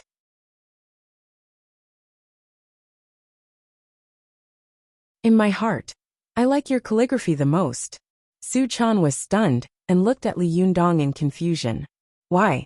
My calligraphy is not as good as Jimren Ziyuan's?" Li Yundong laughed and scratched the tip of Su Chan's nose. "You're so stupid. Because these words were written by you, I like them the most. It's one thing to think who wrote the best, but it's another thing to like whose calligraphy is the most."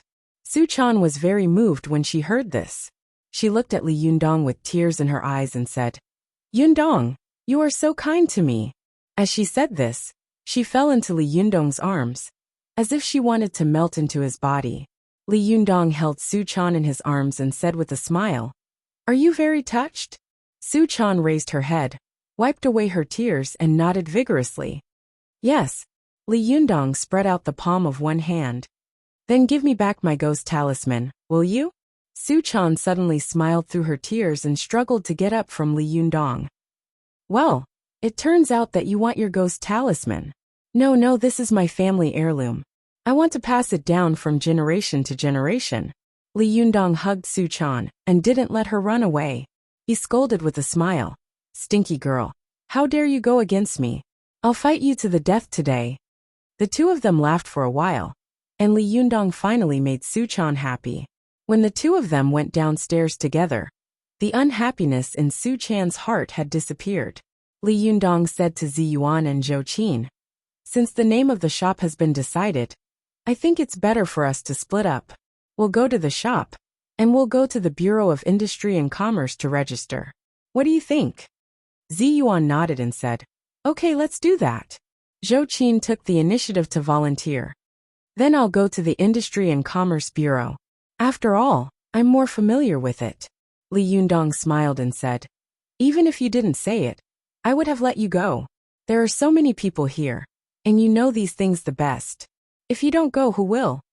Zhou Qin pursed her lips and smiled. Then I'll go in a while. Li Yundong nodded. Okay, let's go to the shop later and discuss how to decorate it. After the discussion, Li Yundong, Zi Yuan, Wan Hongling, and a large group of people from the Fox Zen School went to the pedestrian street in a mighty manner. Since the shop had been emptied, Li Yundong had already received the key after signing the rent contract yesterday. After entering the door, the group of people began to discuss how to decorate and design the shop. While they were discussing in full swing, a few people were looking at the shop from a distance on the pedestrian street. These people were all wearing ordinary clothes, but one of them was short and fat. It was the disciple of the Jingyi school who had gone down the mountain with Zhang Tianhe and dragged the Iron Tower. The other was a beautiful young woman, Zhou Ping.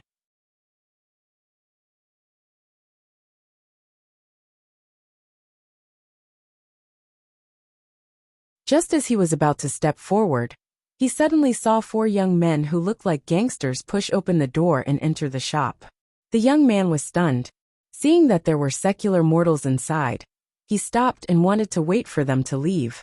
After these young hoodlums entered the store, they were immediately stunned by the number of beautiful women in the store, and their saliva flowed 3 feet long. Li Yundong saw that these people had colorful heads and were dressed like hooligans. Their eyes were greedy and lustful, as if they wanted to swallow all the beautiful women in the room. He was secretly unhappy and shouted in a deep voice, "Who are you?" Li Yundong's shout, which contained the mantra Mahamudra, shocked the gangsters back to their senses. A yellow-haired gangster with a head like a chicken coop wiped the saliva from the corner of his mouth, put his hands on his hips, and said to Li Yundong arrogantly, "Hey, who's the boss here?" Li Yundong and Zi Yuan looked at each other, and Zi Yuan nodded. Li Yundong understood and cupped his hands. "I am. What's the matter?" The yellow-haired gangster shouted, "It's nothing. I just want to tell you that you have to pay a monthly protection fee here in the future." When Li Yundong heard this, he didn't know whether to laugh or cry. What? Pay a monthly protection fee? Who do you think you are? Do you think this is the old society? Do you think this is Hong Kong? Do you think you're Wenchang? The other people of the Fox Zen School also felt strange and thought to themselves, what a reckless thing. He actually tried to extort our leader. Do you want to die? Chapter 349. Go to watch net. Li Yundong couldn't help but raise his head and laugh. As soon as he laughed, the others of the Fox Zen School also laughed. Go to watch net. The 4 gangsters were confused by Li Yundong's laughter. They looked at each other, and one of the gangsters standing behind whispered, "Boss, they don't look like ordinary people. Let's get out of here, shall we?" The yellow-haired man felt uncomfortable by the laughter of Li Yundong and the others. He glared at his companion and said, "Bullshit. Do you want me to spit out the money I've swallowed?" When the man heard this, he shrank his head and stopped talking. Most of the gangsters had good eyesight, especially if they wanted to stay in the underworld for a long time. It didn't depend on whose fist was fiercer, but whose eyesight was better. Otherwise, no matter how good they were at fighting, they would either be caught or forced to run away in a few days. How could they survive? The yellow-haired man was obviously such a person. Seeing Li Yundong's extraordinary bearing and the beautiful women around him, he thought to himself, "Damn it, this bastard actually asked me to step on a landmine." F***ck. However, he was reluctant to spit out the money he had swallowed. The yellow-haired man's heart skipped a beat. He glared at one of the men beside him and said in a low voice, "You go and scare them." This man had a Mohican hairstyle. When he first entered the door, he had been arrogant, but now he saw that most of the people in Li Yundong's group were stunning beauties. When they saw him, not only did they not scream in fear, but they also laughed loudly. His laughter was full of contempt. He was not a fool. Naturally, he knew that he had provoked someone he couldn't afford to offend, so his momentum had weakened a little. At this time, when he heard his big brother ask him to stand up for them, he was shocked and said with his eyes wide open, I will go?" The yellow-haired man glared at him. Do I have to go by myself? Mohican said with a sad face. Big brother, why don't you go by yourself? The yellow-haired man said angrily. Nonsense, are you the big brother or am I the big brother? Mohican choked and said. Big brother, since you are the big brother, you should bear the burden for the younger brothers. The yellow-haired man glared at him fiercely. F***ck. If the big brother has to do everything by himself, then who will be the big brother? Do you still want to stay in this world? Mohican had no choice but to take a deep breath, pull out a brick from behind him, and shouted fiercely, Fuck you. Let me tell you, if you don't pay the protection fee on time every month, or else. Li Yundong didn't get angry. He looked at them with a smile and said, Otherwise what? Mohican swallowed his saliva and shouted, No matter what you do here in the future, don't even think about stopping. As soon as he finished speaking, Su Chan and the others giggled again, as if they had heard the funniest joke. Li Yundong chuckled and said, Who sent you here? Mohican was stunned, and involuntarily looked at the yellow-haired man. The yellow-haired man kicked him angrily and scolded, I'm not afraid of you. Are you afraid of me? Mohican summoned up his courage again, glared at Li Yundong and shouted, It's none of your business.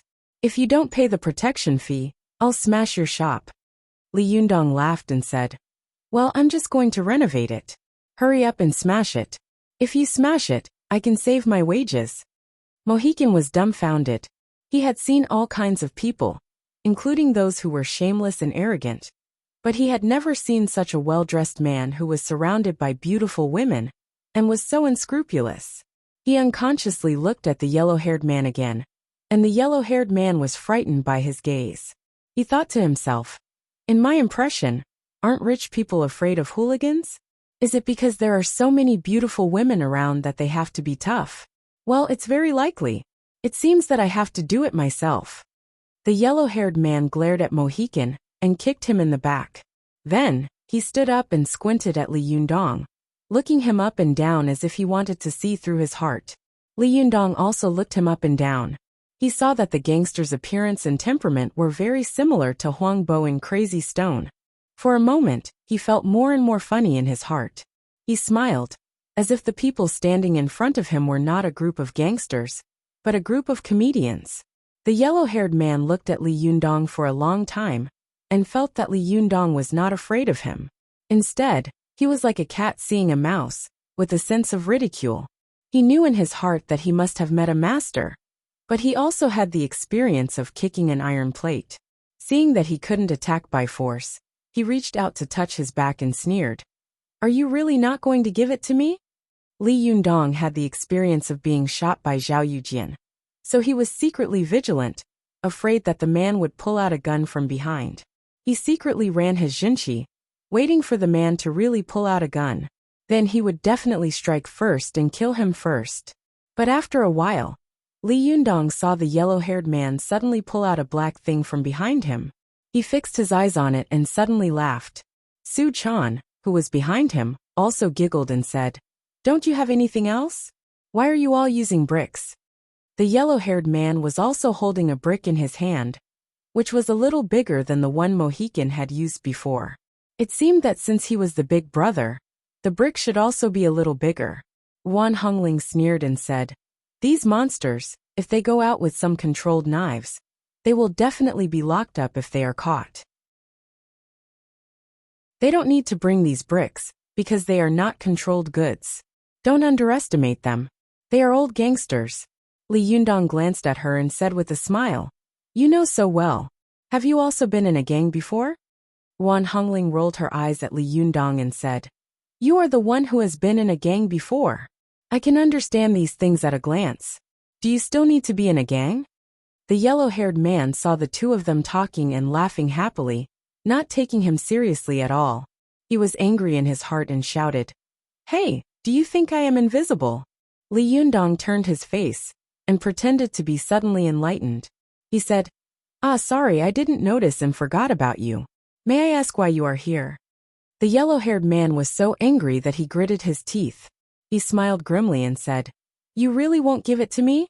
Li Yundong smiled and said, It seems that I'm not going to give it to you. The yellow-haired man pointed at Li Yundong and shouted, "I'll ask you one last time. Are you going to give it to me or not?" Li Yundong simply shook his head and said, "No." The yellow-haired man took a deep breath and said, "Well, then don't blame me for being ruthless." Li Yundong chuckled and looked at the yellow-haired man, as if he was watching a monkey show. He wanted to see what the hell he was going to do. He saw the yellow-haired man take a deep breath, his eyes narrowed, and his chi sank into his dantian. Then, with a loud shout, he waved the brick in his hand and slapped it heavily on his face. With a loud bang, the yellow-haired man suddenly slapped himself so hard that his face was covered in blood. Li Yundong was stunned and his eyes widened. He thought to himself, F***CK, I've seen selfies, but I've never seen a selfie like this. Behind him, Su Chan and the others were so shocked that their eyes almost popped out. Su Chan said, "Is this guy crazy?" The yellow-haired man's face was covered in blood, but he pointed at Li Yundong fiercely and said, You don't go. If you have the guts, don't go. You're dead." After that, he threw the brick on the ground, turned around, and pushed the door open. Then he stood at the door and howled loudly, shouting hysterically, "I'm being beaten. I'm being beaten to death." Chinese people love to watch the fun. The yellow-haired man's howl immediately attracted a large group of people to watch, and many people pointed at him. Li Yundong winked at Ziyuan and the others and also walked out. After a while, two men in urban management uniforms squeezed through the crowd and shouted, "What happened?" As soon as the yellow-haired man saw the urban management officers, he immediately felt as if he had seen a relative. "Comrade police, you came at the right time. These people..." The yellow-haired man turned around and pointed at Li Yundong. He gritted his teeth and said, "As soon as we entered the shop, this man hit me with a brick like crazy." After that, he turned his head again and said to the urban management officers with a sad face, "Comrade police, you have to uphold justice for us." Li Yundong saw that the yellow-haired man's face changed so quickly, which was really admirable. It was a waste of his talent not to act in movies. With him around, how could Comrade Huang Bo have a chance? After hearing this, the two urban management officers shouted at Li Yundong without saying a word, "Hey, you come with us." As they spoke, one of them took out handcuffs from his waist. Before Li Yundong could say anything, Ruan Hongling suddenly burst out laughing. She pointed at the two urban management officers with her hands on her hips and shouted, "Hey, you two fakes. Can't you tell the difference between the skin of an urban management officer and that of a police officer? How can an urban management officer have handcuffs? Only the police can use them. Do you understand?" The face of one of the urban management officers changed, and he glared at the man holding the handcuffs beside him. The man holding the handcuffs turned as red as a pig's liver. He put away the handcuffs resentfully and shouted at Ruan Hongling angrily, "You beat people in the street. Come with us." The four gangsters also began to make a racket. The yellow-haired man, whose face was covered in blood, looked like he was about to die in the next second. Some of the onlookers saw that Li Yundong was dressed in bright clothes and was followed by a large group of beautiful women, so they subconsciously thought that he was a rich second generation. Their hearts were filled with hatred for the rich. In addition, these gangsters and the urban management had provoked them, so they also began to make noise. For a moment, the scene was chaotic and foul. Li Yundong remained calm and said to the two urban management officers, "Ask them which brick I used to hit him with."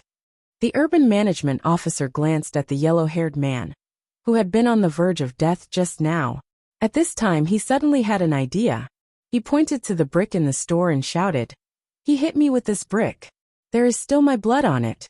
If you don't believe me, you can go and test it." The urban management officer shouted, "Go and take out the brick. We want to have a blood test." Ruan Hongling sneered and said, "You guys are really good at acting." Sure enough, 800 urban management officers destroyed Dongying, and 3,000 urban management officers conquered Taiwan. It's really domineering. Su Chan also said angrily to them, "He obviously hurt himself. Why are you blaming us?"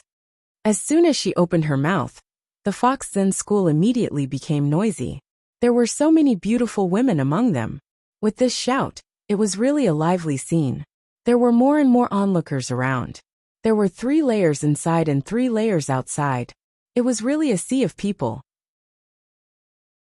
Li Yundong raised his hand and stopped Su Chan and the others from making a racket. He smiled at Su Chan and said, "Go and pick up the brick." Although Su Chan didn't understand, she still obediently answered and ran inside to pick up the brick. Li Yundong raised the brick high in front of everyone and said loudly, "Everyone look carefully. This is the weapon they said I hurt him with." Wan Hongling was shocked when she saw that Li Yundong had actually admitted that he had hurt the yellow-haired man. "Hey, are you crazy?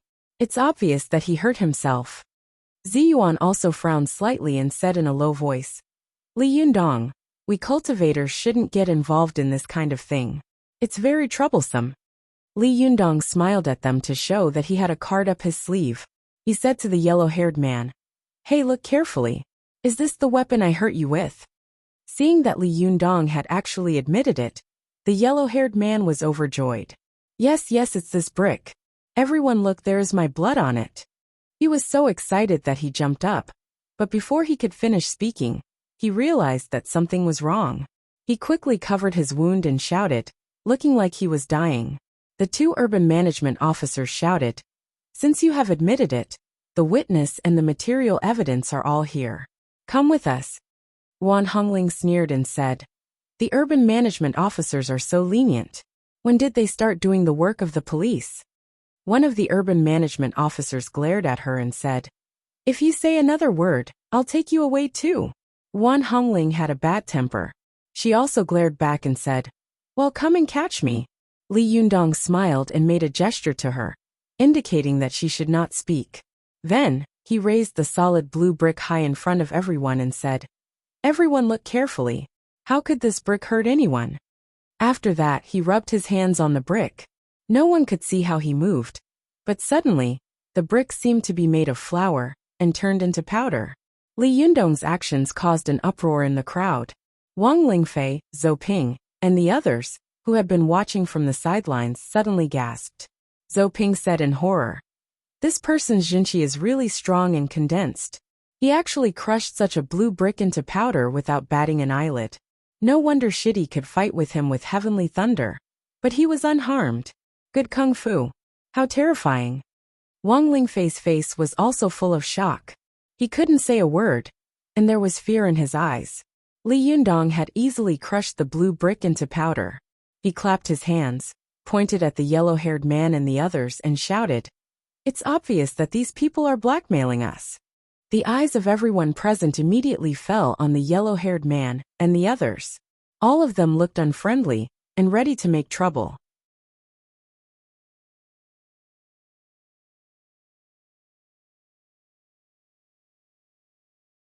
Chapter 350. Go to watch net. The onlookers didn't know that Li Yundong had used his powerful jinqi to crush the blue brick into powder in an instant. They thought that the blue brick was really made of flour. Watch net. 7K. OM. Of course, the 4 gangsters knew that the brick was the real deal. It was terrifyingly hard, especially the yellow-haired gangster who had just patted himself. He stared at Li Yundong with bulging eyes, as if he had seen the devil. He thought to himself, "Oh my God, am I seeing a god? This was clearly a brick that was as hard as steel. Why did it seem to have become tofu dregs in his hands? Could it be that he had switched them just now? No, impossible, I saw it with my own eyes." While he was thinking, the crowd around him began to clamor. Compared with the rich second generation, they hated this kind of blackmailer even more. They shouted one by one, "These people want to blackmail us. Arrest them." The 2 city enforcement officers saw that the situation was not good. Their legs trembled, and they immediately wanted to escape. Wan Hongling had sharp eyes. She pointed and shouted, "Catch these 2 imposters." The power of the people was great. Immediately, there were warm-hearted people blocking their way. The 2 city enforcement officers, who had been acting all high and mighty just a moment ago, instantly turned into a puddle of mud. The crotch of the one who had taken out the handcuffs earlier was now wet. The other 3 hoodlums were also scared out of their wits. Their faces were ashen, their legs were trembling, and their teeth were chattering. They covered their heads with their hands and squatted on the ground, fearing that they would be beaten to a pulp by the agitated crowd. When the crowd saw them like this, they became more and more enthusiastic. Some people even shouted, "Beat them to death. Don't let these scumbags go." The yellow-haired man was frightened. He was the boss, so he immediately reacted. He jumped up and knelt down in front of Li Yundong, crying bitterly, "Boss, I had eyes but failed to recognize Mount Tai. I've offended you. Please do me a favor, and just treat me as a fart. Let me go." Li Yundong snorted and said with a smile, "Didn't you say that I hit you?" The yellow-haired man quickly shook his head and said with a flattering smile, No, it's just a misunderstanding." As he spoke, he turned around and smiled at the crowd. "It's a misunderstanding. It's really a misunderstanding." After he finished speaking, he turned around and begged Su Chan and the others for mercy. "Beauties, please do me a favor and be merciful. You nobles like to be clean. It's not good to dirty your hands by hitting people like me. Beauties, grandants, I'll call you grandants, okay? If that's not possible then I'll call you mom, right?" After the yellow-haired man said this, everyone burst into laughter. Wan Hongling even blushed and stamped her feet, saying, "Bah, I'm still a virgin. I don't have a baby as old as you." Su Chan was kind by nature. When she saw the yellow-haired man say such extremely humble words, even the resentment in her heart dissipated. She pulled Li Yundong's hand and said softly, "Yundong, forget it. Let him go, okay?" Li Yundong glanced at Su Chan, smiled slightly, and patted her hand, indicating that he had an idea. He turned his head and said to the yellow-haired man, "The wound on your face really wasn't caused by me?" Seeing that there was a turning point, the yellow-haired man hurriedly said, "No, absolutely not. Who said that the wound on my face was caused by you? Is there a wound on my face?" He turned his head and looked at his three companions. "Do you see a wound on my face?" The three gangsters were not fools, so they quickly shook their heads like a rattle drum. The yellow-haired man immediately turned to Li Yundong and said with a flattering smile, "Look, they all said that there was no wound on my face." Li Yundong pointed at the blood on his face and said with a smile, "Then what's with the blood on your face?" The yellow-haired man touched his face with his hand and said loudly in surprise, "Is this blood? No way, this is sweat. Yes, sweat, ha ha ha. It's a face full of sweat." After that, he turned his head to look at his three companions. "Hey, is my face full of sweat?" The three gangsters had strange expressions on their faces, as if they wanted to laugh but didn't dare to. They could only force themselves to nod. However, the people around them all laughed wildly. Li Yundong also laughed and said, "Your face is full of blood and sweat? Do you think you're a Fergana horse?" As soon as Li Yundong finished speaking, the others laughed even harder. Su Chan even squatted on the ground with her hands covering her stomach. Ziyuan also couldn't help laughing. The yellow-haired man was embarrassed by everyone's laughter. He said with a flattering smile, Yes, I am a Fergana horse. Please be merciful and let me go. In the future I will serve you." Li Yundong waved his hand and said with a smile, "Forget it. I don't have such luck. Let's go. Be careful in the future." When the yellow-haired man heard this, he was overjoyed and hurriedly said, "My lord, you are really generous. You will definitely be rich in the future." Li Yundong listened with a smile. He waved his hand and said, "Hurry up and go before I change my mind." The yellow-haired man didn't dare to stay any longer. He beckoned to his three companions and quickly got into the crowd. The remaining two urban management officers also rolled their eyes, lowered their heads, and got into the crowd, disappearing without a trace. Seeing that everyone had run away, Wan Hongling rushed up to Li Yundong and stamped her feet. "Why did you let them go? If we don't teach them a lesson, everyone will think that we are easy to bully in the future and come looking for trouble with us," Li Yundong said with a smile. "As soon as these people came in, I realized that they were deliberately looking for trouble. Although I have a lot of grudges, there are only a few people in the secular world who have grudges with me. If I don't let them go, how can I find out who the mastermind is? These people are just being used by others. Judging from their usual arrogant and haughty attitude, They will definitely go back to find trouble with the instigator after suffering such a big loss today. When that time comes, won't it be fine for them to just follow behind them? Only then did Ruan Hongling's anger turn into joy. She gave Li Yundong a thumbs up and said, "You are really smart. You are full of evil tricks." Li Yundong laughed and scolded, "Hey, are you praising me or scolding me?" At this time, the crowd saw that Li Yundong, as the owner of the matter, had calmed down. Naturally, there was no reason for the onlookers to surround them. Some people said, "Hey, it's all right. Let's go. The show is over." Some curious people saw that there were so many beautiful women in this shop, so they came forward to ask what kind of shop it was. Ruan Hongling took the opportunity to promote the brand of Desanxian. She had a red mouth and white teeth, a clear and melodious voice, and an extremely beautiful appearance. In a short while, she had fooled a large group of people, but they were confused and thought to themselves, "This shop is going to open. I have to come and have a look.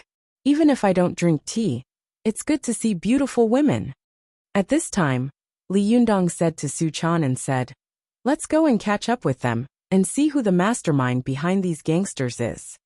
Su Chan responded and followed Li Yundong excitedly.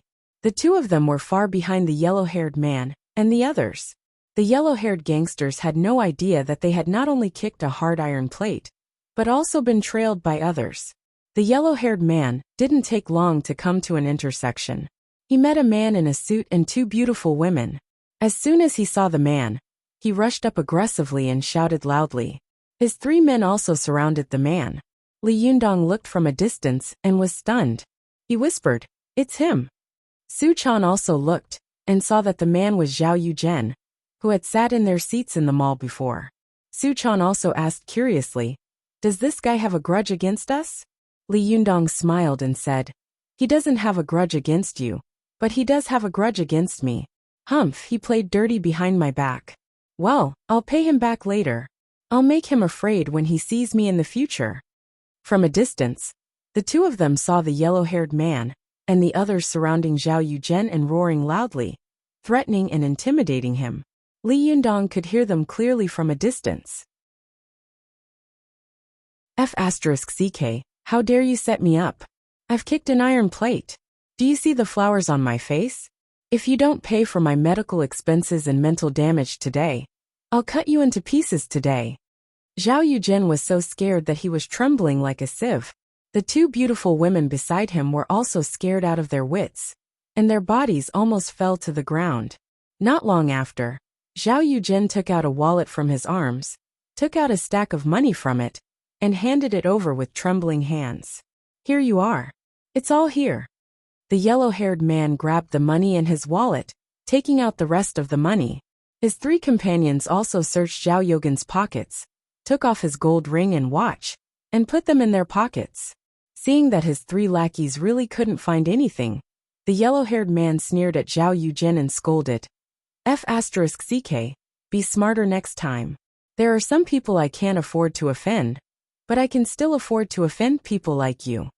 After that, he left with his three lackeys. Zhao Yuzhen waited until they were far away before he straightened up, his face cloudy. The two women next to him wanted to help him, but Zhao Yuzhen slapped them in the face and shouted, "F***CK, I was threatened just now, but you didn't help me." The woman who had been slapped happened to be the pointy-faced beauty who had been slapped last time. She turned her face away and covered her face with one hand. The resentful look in her eyes was chilling, but when she turned her face away, she was smiling apologetically. The other beauty said with a hollow smile, "Boss Zhao, weren't we afraid just now?" Zhao Yuzhen scolded, "Afraid? Why should I be afraid of you? Why should I pay for you?" The pointy-faced beauty, who had been slapped, whispered, "Boss Zhao, we're not bodyguards." Zhao Yuzhen was so angry that he raised his foot and wanted to kick her. The other beauty next to him quickly stopped him. "Hey Boss Zhao, calm down, calm down. Hurry up and call the police." "We'll call the police. There are so many people here. It won't be good if they see you hit a woman." Zhao Yuzhen raised his hand and slapped her again. "I hit a woman. What are you going to do?" The woman covered her red face and didn't dare to make a sound. Zhao Yuzhen roared like a madman for a while. When he was a little tired, he cursed and left. The other two beauties looked at each other and slowly followed him. Seeing the three of them leave, Su Chan looked at Li Yundong and asked, Yundong, shouldn't we go up and teach this guy a lesson? This guy is so hateful. Li Yundong snorted and said with a sneer, I really wanted to teach him a lesson, but now it seems that there's no need. If I hit this kind of person, it will dirty my hands and feet. Don't worry, someone will help me deal with him. Su Chan was stunned, but she quickly reacted. Ah, you mean the two women beside him? Li Yundong laughed and said, Yes, didn't you see the look in that woman's eyes just now? I can feel the hatred and resentment in her eyes, even from so far away. Just watch. People like Zhao Yuzhen will definitely get their retribution. And it will definitely be on these two women. Su Chan nodded hard. This kind of person is too hateful. Li Yundong patted the girl on the shoulder and said, Let's go back. Just as Li Yundong and Su Chan chased after them, Zhou Ping and the others saw that the crowd had dispersed, and Wang Lingfei had been shocked by Li Yundong's move. For a moment, he didn't dare to act rashly. She sneered in her heart, and felt a little disdainful of Wang Lingfei's stage fright. She said, Let's go. Come back another day. Wang Lingfei was eager to do so he snorted and said, I still have two powerful magical weapons to refine. When I'm done, I'll come back to make trouble for this guy. They turned around and were about to leave when they suddenly heard an elegant and quiet voice. Fellow Taoists of the Jingyi school, you've been watching here for a long time. What's the matter? Zhou Ping and the others were shocked and turned around vigilantly. They fixed their eyes on the source of the voice and saw a beautiful woman in a white dress standing in front of them. It was Zi Yuan.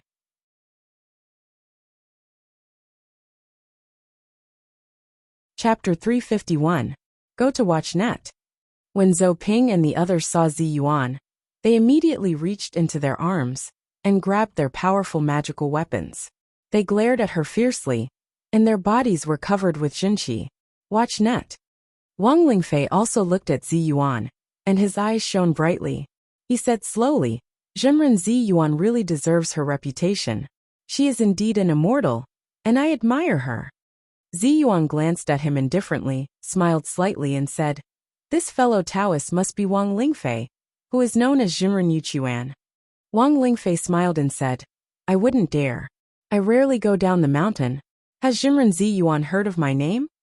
Zi Yuan smiled faintly and said, In the Jingyi school, it is rumored that there are only two disciples of the younger generation who can be considered masters. One is Zhang Tianhe, and the other is Wang Lingfei. Since perfected Yuchuan is so famous, how could I not know him? Wang Lingfei thought highly of himself. When he was praised by Zi Yuan, he suddenly felt a little complacent. He snorted and said, You flatter me. Zhenren Zi Yuan is also a pillar of the Linggong sect. Why did you collude with the people of the Fox Zen school? Zhou Ping also sneered and said, Zi Yuan, you have to think it through. This is the last time I remind you not to get involved with the people of the Fox Zen school. Otherwise, our Jingyi school will regard you as traitors. At this time, Ruan Hongling also came over. She sneered and retorted without showing any weakness. Do you think we are traitors? How arrogant. Who do you think you are? Is it the Taoist master of Jingyi school? As soon as Zhou Ping saw Ruan Hongling, her eyes lit up. She gritted her teeth and said, It's you again. Don't think that you can be proud just because you have a sharp tongue. Ruan Hongling interrupted. What about me? I, Ruan Hongling, have never relied on my eloquence to speak, but on reasoning. Every time I make you speechless, it's because you're pestering me endlessly. It's unreasonable. If you're right, do you think I can win against you even if I have 100 mouths? Zhou Ping was so angry that she said angrily, Why am I unreasonable? How is that reasonable? Don't tell me you're in the right, because you're hanging out with this kind of evil people? This is preposterous. Ruan Hongling snorted. Evil? I used to think that the Fox Zen school was evil, but after getting along with them these days, I feel that they are no different from ordinary people. They are even much cuter than most people in this world. On the contrary, some so-called fellow disciples are aggressive and want to drive the Spirit Palace sect to a dead end. In my opinion, you guys are the real evil and crooked. His words were really like a javelin and a dagger. Zhou Ping was so angry that her face turned pale, and her lips trembled. The expressions of Wang Lingfei and the other disciple of the Jingyi school also changed drastically. Hearing this, Ziyuan was also shocked. She shouted, "Hongling, don't talk nonsense." Wan Hongling had been holding back her anger for a long time. She shouted at Ziyuan, "Sister Ziyuan, why are you still so polite to them? Wherever we retreat, they chase after us. Do you think they're here to invite us back? Is there really a solution to this?" Wan Hongling raised her eyebrows and shouted at Zhou Ping and the others, "Since you guys are so capable, if you have the guts to make a move here, I will consider that you are really overbearing. If you don't have the ability, get out of here. I can't bear to see bastards like you." Zhou Ping was extremely angry. She glared at her, and a ray of light shot out of her eyes like lightning. "Do you think I don't dare?" Wang Lingfei also scolded. "Who do you think you are? How dare you talk like this?" After that, he stepped forward and grabbed Wan Hongling's shoulder, wanting to teach her a lesson. But as soon as Wang Lingfei moved, Ziyuan shouted, "Stop!" Ziyuan turned her wrist and put her 5 fingers on Wang Lingfei's wrist. Zhou Ping and the stout disciple next to her shouted at the same time, and the two of them attacked Ziyuan's vital parts. Zhou Ping's 5 fingers were like hooks, and her fingers were in the shape of an eagle's claw. Once someone was caught by her fingers, not only would their meridians be restricted, but their wrists might also be broken. The other stout disciple took a step forward, with one hand pulled back in front of his chest and his palm facing the sky, as if he was holding an invisible iron tower, ready to attack. His other hand was clenched, a bit like a tiger's claw. As long as it touched the body, it could take away a large piece of flesh. But at a closer look, it was a bit like a crane's beak. When the 5 fingers gathered, a gentle peck could hit the vital acupoints of the human body and hurt the enemy invisibly. Ziyuan frowned. She knew that if she could save Wan Hongling, she wouldn't be able to protect herself. If she could protect herself, she wouldn't be able to save Wan Hongling. Just as she was in a dilemma, she suddenly heard a familiar voice coming from the side. "Are you bullying me with more people?" After that, she saw a left hand twisting in. This arm was like a fierce dragon crossing the river, overturning the rivers and seas. The big arm leaned against Zhou Ping's finger, and Zhou Ping suddenly felt a majestic and vigorous Jinqi rush over like a tsunami. She was so shocked that she immediately withdrew. The stout disciple of the Jingyi school took a deep breath, and his whole body swelled up like a balloon. Instead of retreating, his hands went up to meet the attack. On the other side, Wang Lingfei saw a figure suddenly appear between them. This person's right hand made a lotus fist, and his index finger was raised, with the upper joint slightly bent like a hook. At the same time, this person shouted, "Bang!" It was the Buddha's handprint of eliminating obstacles. Wang Lingfei saw that the other party had arrived first. If he retreated, not only would he weaken his momentum, but he might also be injured by the other party. So he simply threw a punch at him. This exchange was so fast that Ziyuan could only see a series of afterimages flashing by. Then she heard a few puff-puff sounds, and Zhou Ping flew back. Wang Lingfei and the Mahamudra collided head-on, and his face suddenly turned blood red, as if blood was about to drip out. He stood there motionlessly, not saying a word. The stout disciple of the Jingyi school did not say a word. His body flew backward and hit the wall on the street, causing the passers-by to cry out in alarm and look at them in unison. At this time, Ziyuan found that it was Li Yundong standing in front of her. The boy's back was like an iron tower, motionless and standing proudly, as if no matter how big the wind and waves in front of him were, they could not knock him down. Li Yundong stood tall among them, and there was a faint white steam rising from the top of his head. One of his hands was maintaining the shape of the Buddha's handprint of eliminating obstacles, while the other arm had a few holes. It was obvious that the stout disciple of the Jingyi school had only scratched Li Yundong's clothes before he had been sent flying. Ziyuan knew that Li Yundong's Jinqi was extremely dense and condensed, and she had suddenly intervened, causing the 3 people of the Jingyi school to suffer a great loss. Wang Lingfei stood where he was, his face turning from red to white, and then from white to red. After repeating this several times, he let out a long breath and looked at Li Yundong with surprise and doubt in his eyes. Who are you? Who is your master? Li Yundong snorted coldly. It's none of your business. Wang Lingfei said in shock. I see that you have the Jinqi Kung Fu of the Xianmen sect. Why are you going against our Jingyi school? After Zhou Ping helped up the Shirdi who had been sent flying by Li Yundong, she didn't wait for Li Yundong to speak and shouted, This is Li Yundong, who has abandoned himself to associate with the Fox Zen school and forced himself to stand out. Wang Lingfei was shocked again. He took a step back and looked Li Yundong up and down seriously. With a solemn expression he said, Are you Li Yundong? Li Yundong cupped his fists and said, Yes, what can I do for you?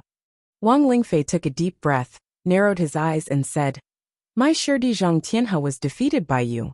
I heard that you have practiced the heavenly Jindan technique. Is that true? Li Yundong hadn't expected to encounter such a thing when he came back. When he heard the other party ask about the whereabouts of the heavenly Jindan technique, he was shocked and unhappy. He snorted and asked instead of answering, What? Are you here to fight for him? Well, do you want to fight me one by one or together? Wang Lingfei hadn't expected that Li Yundong would be even more arrogant than he was. He was so agitated by Li Yundong that he forgot to ask about the whereabouts of the heavenly Jindan technique. He snorted and said, It's said that Jinrenli is unruly and unrestrained. Seeing you today, you really live up to your reputation. The corner of Li Yundong's mouth twitched and he sneered. I've also heard that the Jingyi school is overbearing and aggressive. Seeing you today, it's really not as good as seeing you in person.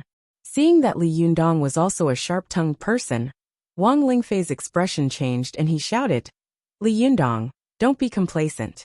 We the Jingyi school can crush a small Fox Zen school to death. Li Yundong laughed and said, I'm afraid of everything. I'm afraid of heaven, earth, and my wife. But I'm not afraid of threats. Are you threatening me? At this time, the disciples of the Fox Zen school also gathered around. Although there weren't many of them, they were much more than Zhou Ping and the other two. Moreover, they were all beautiful, and they could attract countless eyes just by standing on the street. For a moment, the crowd surrounded them again. Zhou Ping looked around and whispered to Wang Lingfei, Xixiang, a wise man knows better than to fight when the odds are against him. Let's go first. We will get revenge sooner or later. Wang Lingfei had seen Li Yundong's palms crush the blue bricks like flour. In the fight just now, he had also been knocked out of breath by Li Yundong's powerful Jinqi and couldn't speak. However, Li Yundong had spoken freely without any hindrance. Not to mention anything else, the difference in Jinqi cultivation was obvious. Wang Lingfei was well aware of this. He knew that if he fought with this person in front of him, if he didn't have a powerful magical weapon, he would most likely lose. He thought to himself, my two powerful magical weapons will take another month to refine. Why should I fight with this person? Wang Lingfei also wanted to leave, so he nodded. Zhou Ping looked at Li Yundong with a sneer and said, Li Yundong, I know that your cultivation is good, but no matter how powerful you are, you can't be invincible in the world. Can you resist the siege of all the cultivation sects in the world? Li Yundong said proudly, I, Li Yundong, have never relied on my fists. I rely on my own righteousness and stability. As the saying goes, a righteous person is not afraid of a crooked shadow. I don't believe that all the cultivation sects in the world will use their power to avenge their personal grievances and be aggressive like you. Zhou Ping gritted her teeth and said, Okay. She then looked at Zi Yuan and said, Zi Yuan, have you made up your mind to go against our Jingyi school? Do you want to be the great traitor of our Jingyi school in the past 1,000 years? This accusation was really scary. Zi Yuan's body trembled slightly, but she quickly said indifferently, I still have the same words. I, Zi Yuan, only exist for cultivation. I don't need others to tell me what to do or what to say. Whether I am a traitor or not, the cultivation world has its own justice. It can't be decided by one or two people's empty words. Even if the cultivation world thinks that I am a traitor now, I believe that it will naturally give me justice after 1,000 years. Wan Hongling also said angrily, Sister Ziyuan, what's there to say to her? Zhou Ping laughed and said, Mystical Silver Fox said the same thing at the beginning. But what about now? More than 1,000 years have passed. Isn't she still notorious? Ziyuan, let me tell you, what stinks is stinks. It will never become fragrant. As she said this, she glared at Li Yundong fiercely. Just like the Fox Zen school, evildoers will always be evildoers. They haven't changed for 1,000 years, and they won't change in the future. Li Yundong was furious. He took a step forward and shouted, Do you want to die? Chapter 352. Go to watch net. This loud shout really shook the glass of the surrounding shops. Many onlookers on the street only felt a buzzing sound in their ears, as if someone had hit their eardrums with chopsticks. The pain made them unable to hear the rest of their words, and they could only cover their ears with their hands. Go to watch net. Zhou Ping and the others were also shocked by Li Yundong's shout, and the Zhenqi in their bodies became chaotic. She couldn't help but feel a burst of fear in her heart. She looked at Li Yundong with hatred and shouted, Let's go! At this time, they were in a busy market, so she was not afraid of Li Yundong's sneak attack. After saying that, she turned around and left with her Shirdi. Before Wang Lingfei left, he looked at Li Yundong coldly, and then at Ziyuan. Suddenly he sneered and said, Zhenren Ziyuan, Zhenrenli, don't be cowards at the Taoist assembly in a while. After that he laughed and raised his head to leave. Wan Hongling looked at their departing figures and spat fiercely. What the hell? Using a chicken feather as a token of authority. Do you really think you're the leader of the Jingyi school? Li Yundong's face was as dark as water. He turned his head and saw Ziyuan frowning slightly. Her eyes were confused, as if she was thinking about something. Li Yundong asked, Ziyuan, what is the Taoist assembly? Ziyuan came to her senses. Her eyes narrowed, she thought for a moment and said, It's not convenient to talk here. Let's go back and talk. Li Yundong looked around, and saw that the pedestrian street was surrounded by layers of people. Some policemen and urban management officers had come out to maintain order. He nodded and said, Well, let's go back and talk. The group of people had come out happily, but in the end, they went back angrily. As soon as they entered the house, everyone started cursing. Wan Hongling was full of anger, but so were the people of the Fox Zen school. The little foxes felt that they had never done a bad thing in their lives. Why did these people just not allow them to exist in the world? Some people wore human skin, but they did things that were worse than beasts. In the end, they shouted and killed strange races like them, saying that they were evildoers who couldn't exist in this world. Or else it would be treason and heresy. What kind of logic was that? Li Yundong saw them cursing together, but he didn't stop them. He just nodded to Ziyuan. Ziyuan understood, and the two of them went to a room. Li Yundong said, Ziyuan, what's going on with the Taoist assembly?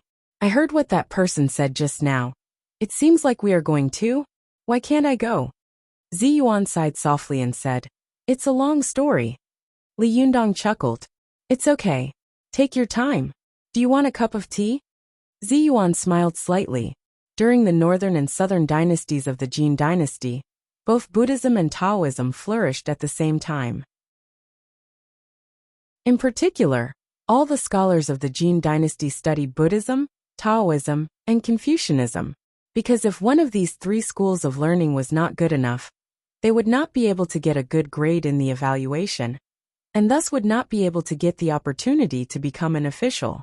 Throughout the history of China, Buddhism and Taoism had never been as prosperous and powerful at the same time as they were during that period.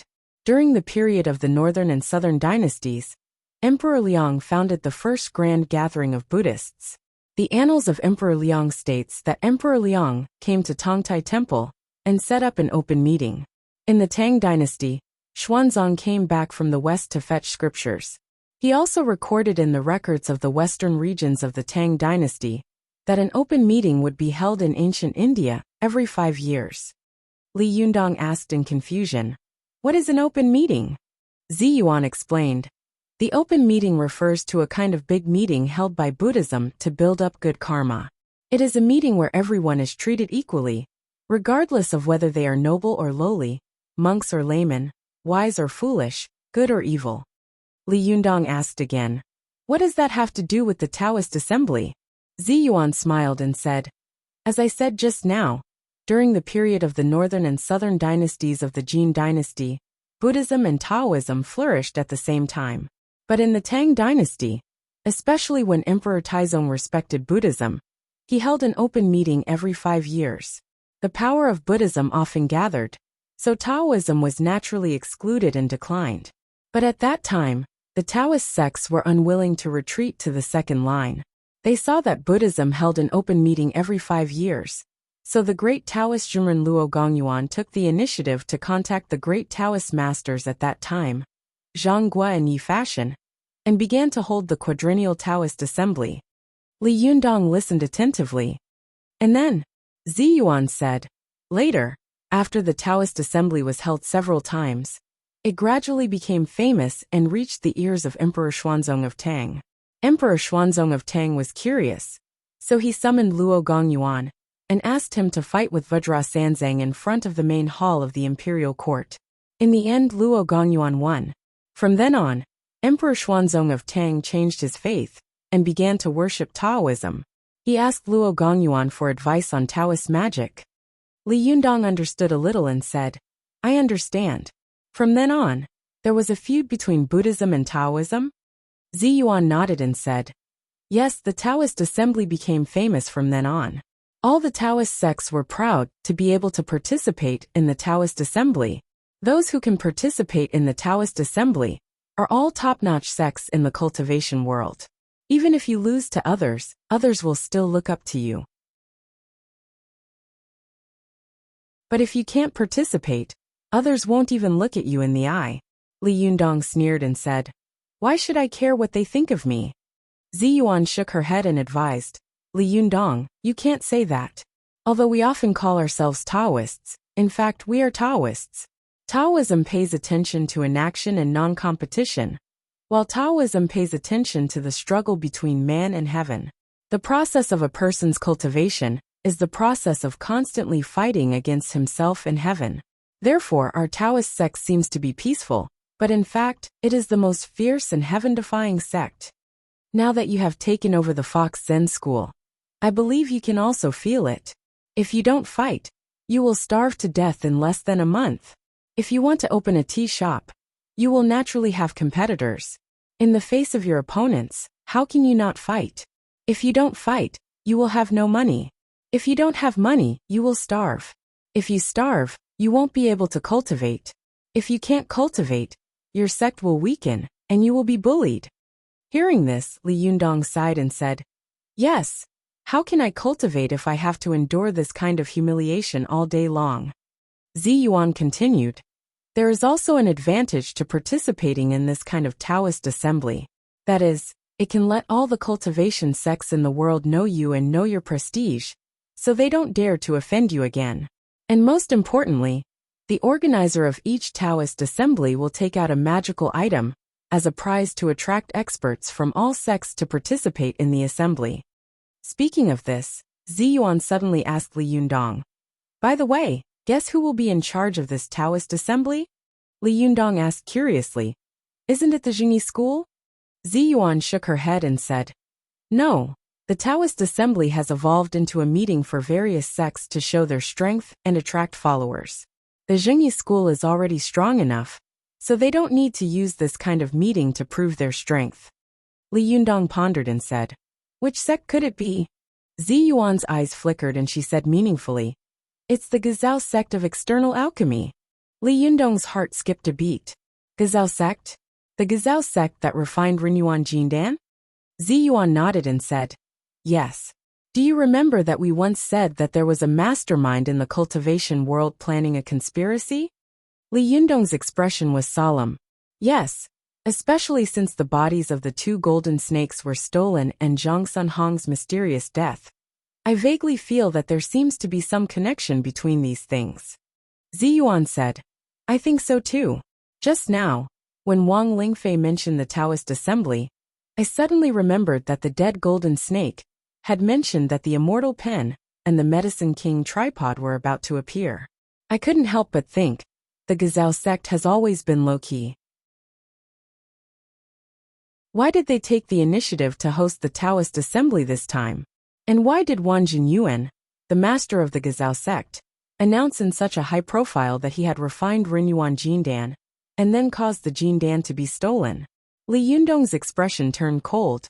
Do you suspect that this has something to do with the Gazelle sect?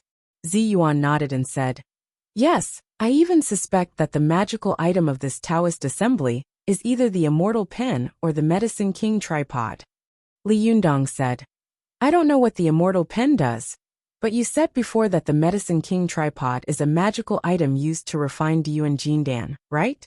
Since the Gazelle sect is an external alchemy sect, how could they be willing to give it to others?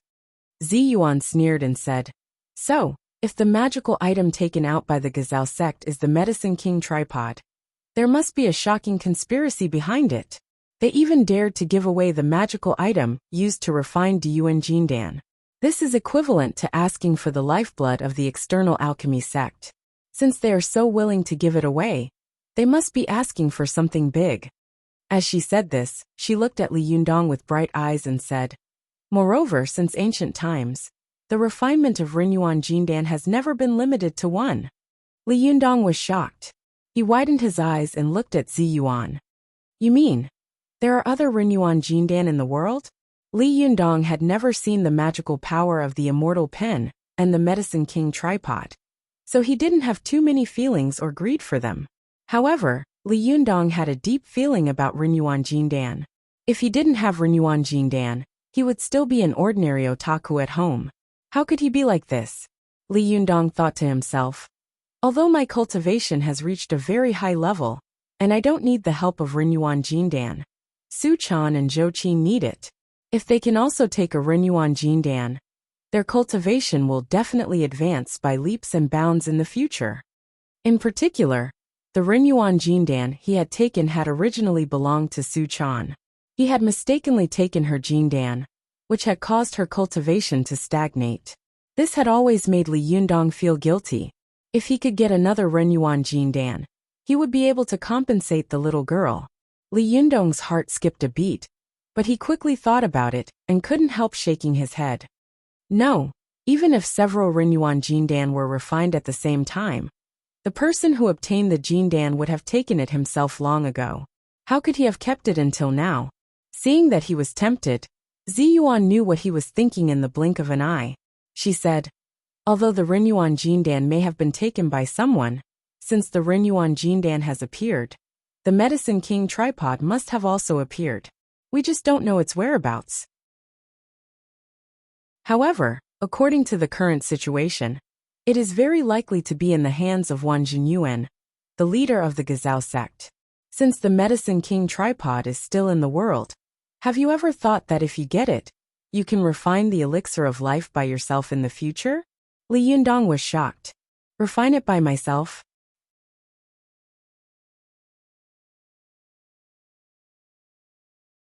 Chapter 353. Go to WatchNet. When Li Yundong heard what Zi Yuan said, he was extremely surprised. In his eyes, Zi Yuan had always been an elegant and modest fairy, who stood aloof from worldly affairs.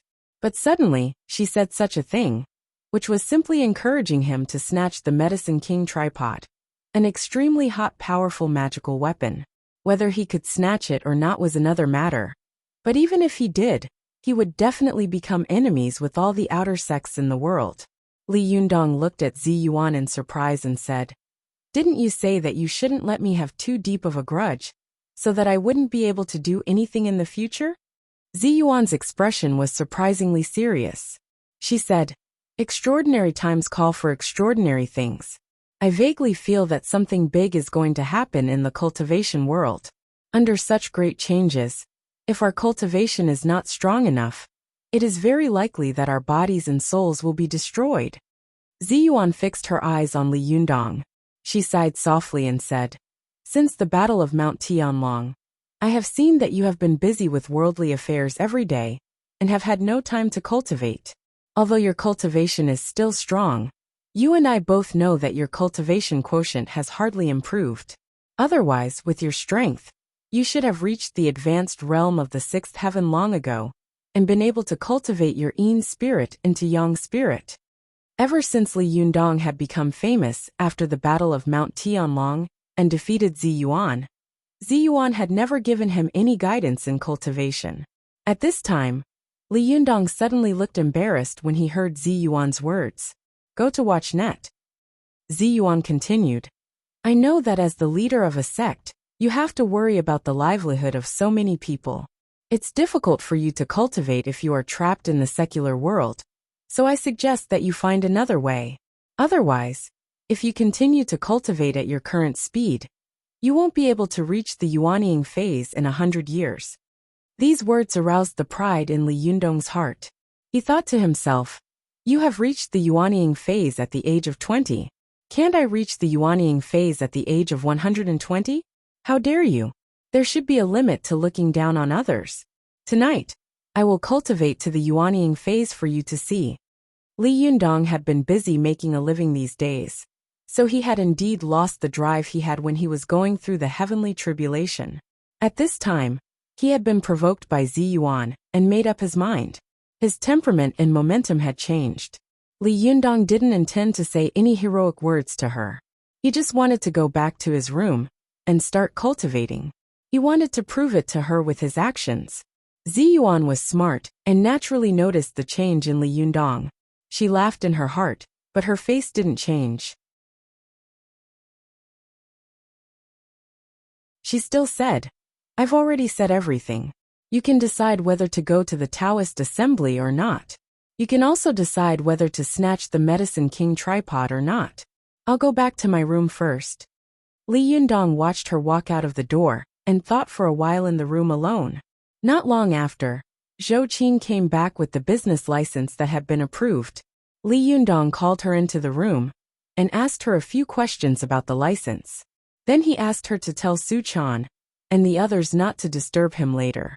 He wanted to meditate and cultivate. After Zhou Qin left, Li Yundong sat cross-legged on the bed. Not long after, the Jinqi in his body slowly flowed out of his 2 kidneys, like a warm current flowing through his whole body. After a while, he entered a deep meditative state and transformed into his original God spirit in his spirit space.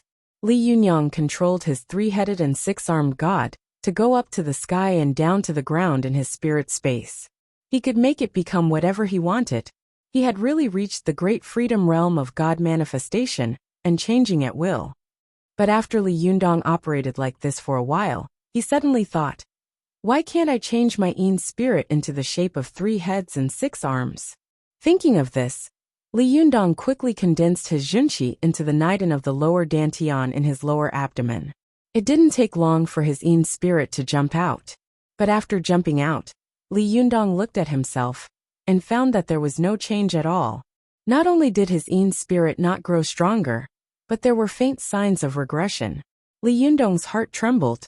He tried to use his mind to control the appearance of his yin spirit, but after trying for a while, he found that his yin spirit had not changed at all. For a moment, Li Yundong couldn't help but fall into deep thought. Why can the God spirit of my spirit space change at will, but my yin spirit can't change at will? Li Yundong thought about the various Buddhist and Taoist classics he had read one by one. He suddenly remembered the poem of the 8th phase of the heavenly Jindan technique he had read. It had once said, the 8th phase of the heavenly Jindan technique is in the lower regions, and the Zhou embryonic breath nurtures the baby. Sometimes the fire burns the elixir cave and goes deep into the cold spring to play with the red turtle. Thinking of this, Li Yundong suddenly had an idea. He thought to himself, when I practiced the heavenly Jindan technique before, I woke up naturally when I reached the 8th phase. I didn't completely finish the 8th phase. Why don't I try to completely finish the 8th phase today? Thinking of this, Li Yundong took back his yin spirit. He thought again, before when my yin spirit left my body, it was the Junqi of the 5 internal organs that drove my yin spirit out of my body. That is to say, my yin spirit qi came from my heart, liver, spleen, lungs, and kidneys. In fact, this is not in line with the key of the heavenly Jindan technique. Because the heavenly Jindan technique starts with cultivating qi of courage. Through cultivating qi of courage, the kidneys are stimulated, and then the yin and yang qi of the two kidneys are combined to draw the heart fire of the heart.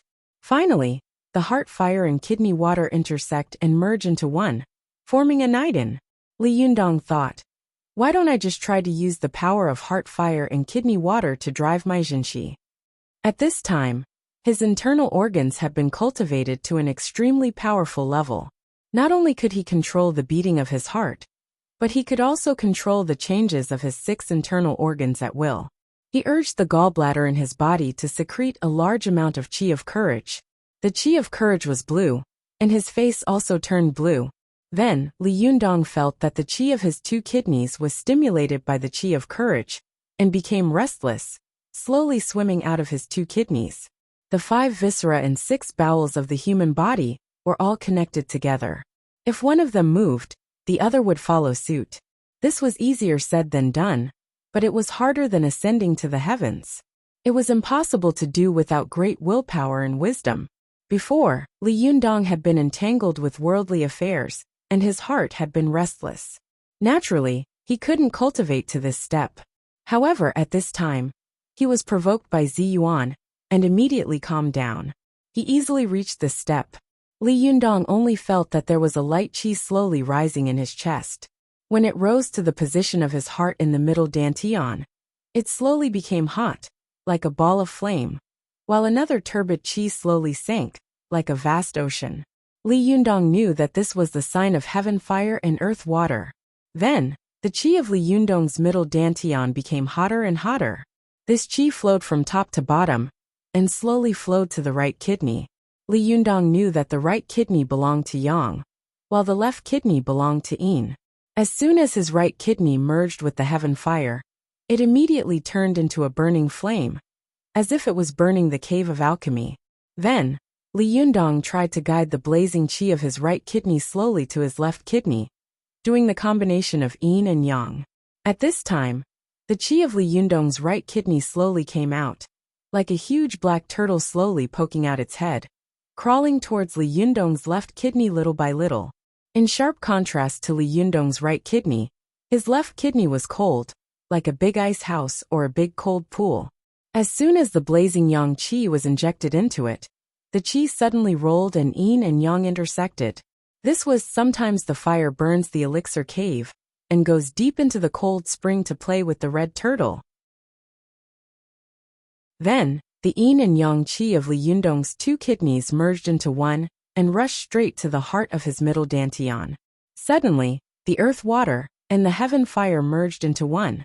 Water and fire intersected, and heaven and earth were in harmony. Li Yundong felt as if an atomic bomb had exploded in his body. As soon as the qi of his heart and kidney intersected, it caused a violent nuclear fission. His spirit space exploded in an instant, and Li Yundong suddenly found that the appearance of his god and his spirit space had changed again. In the past, although he had 3 heads and 6 arms, his appearance and skin were still fair. If not for the abnormality of 3 heads and 6 arms, he could still be regarded as a normal person. But now, his skin was really as dark as iron, and his nostrils were constantly spewing out 2 different colors of air. The air coming out of his left nostril was a thick black air, which was the qi of his kidney, and the air coming out of his right nostril was a bright red air, which was the qi of his heart. These 2 qis were condensed and did not dissipate. They lingered around his god, like a red and black cassock draped over his body, or like 2 auspicious clouds holding his dharmakaya. Li Yundong was overjoyed. He knew that the final performance of the 8th turn of the heavenly Jindan technique was to spit out red and black qi from his nose. He had already cultivated to the highest realm of the 8th turn of the fire creation technique. Li Yundong's heart skipped a beat. He mobilized the jinqi, that was born from the qi of courage, and then soaked his niden in the kidney water. Then, he mobilized the jinqi to draw out his yin spirit. At this time, Li Yundong only felt that his body was light, and then a person jumped out of his body. At a glance, he saw his body sitting cross-legged on the bed, while he was standing on the ground. Li Yundong found that at this time, not only had his body not grown bigger, but it had become smaller, especially his arms, which were so small that they were like those of a newborn baby. Li Yundong was stunned. He tried to use this hand to pick up something, and as expected, he easily picked it up. Li Yundong couldn't help laughing. He knew that he had finally cultivated to the yuanying phase and refined his own yang spirit. Once a cultivator cultivated the yang spirit, he would be free from the 5 wheels of life and death, no longer be bound by the shackles of birth, old age, illness and death, and could be called a Jinren. Before Li Yundong could stop after his success, he suddenly heard a soft knock on the door. Li Yundong's heart skipped a beat. Relying on his small yuanying body, he found a place to hide. He thought to himself, it's either Su Chan or Zhou Qin. I'll scare them. Li Yundong was secretly proud of himself, but he didn't expect that after the person pushed the door open, he would be stunned when he took a closer look. He saw that the person at the door was holding a plate with a soup bowl on it. She had a graceful figure, a romantic aura, and a beautiful appearance. It was Chao Yi, who had a high prestige in the Fox Zen school. Li Yundong asked curiously, "What is she doing here? Didn't I tell them not to disturb me? It's possible that Su Chan and Zhou Qin came to disturb me because of my love, but I don't think they will disturb my cultivation." While he was hesitating, he saw Chao Yi's eyes flickering at the door. She hesitated for a moment, as if she was hesitating whether to enter the door or not. But when her eyes narrowed and she made up her mind to enter, Su Chan suddenly asked curiously behind her, "Sixth Sherbois, what are you doing? Didn't Yundong say that no one should disturb him?" Chao Yi was shocked and came to her senses. She turned around and said to Su Chan with a smile, "Oh, it's Chaner. I made some soup for Leader, and was wondering if I should bring it in for him." Su Chan rolled her eyes and said with a smile, "Sixth Sherbois, let me do it." Chao Yi smiled and said, "Okay." As she said this, she put the plate in Su Chan's hand. Without looking at Su Chan and Li Yundong, she hurried away. Along the way, she walked in a hurry and bumped into someone at the corner of the stairs. The two of them screamed at the same time. Chao Yi took a closer look and saw that the person she had bumped into was Zhuang Yiting. Zhuang Yiting rubbed her forehead and complained, "Shimmy, are you in a hurry to be reincarnated?" Chao Yi smiled awkwardly, apologized, and then left in a hurry. Su Chan, who was on the stairs, looked at the two of them and thought to herself, "It's strange. With the skills of the two Sherboss, there's no reason for them to bump into each other. Why are they acting so strange today?" The little girl was simple-minded and didn't think too much about it. She smiled and entered the door with the plate. Because she saw that Li Yundong was controlling his qi, she walked quietly, as if she were a thief. When she put the soup plate down, she squatted by the bed, holding her head in her hands, and looked at Li Yundong fixedly, her eyes full of love and infatuation. Li Yundong hid in the corner and saw the little girl looking at his body in a daze, not saying a word. It was as if she would accompany him like this no matter how long he sat like this. His heart warmed and he wanted to tease her, so he quietly came behind her and coughed. This cough didn't matter, but Su Chan was so scared that all the hair on her body stood on end. Su Chan thought to herself, "Yundong is meditating and cultivating qi. Who would be hiding in his room?" Su Chan didn't say a word. Instead, she turned her hand around and slapped him viciously.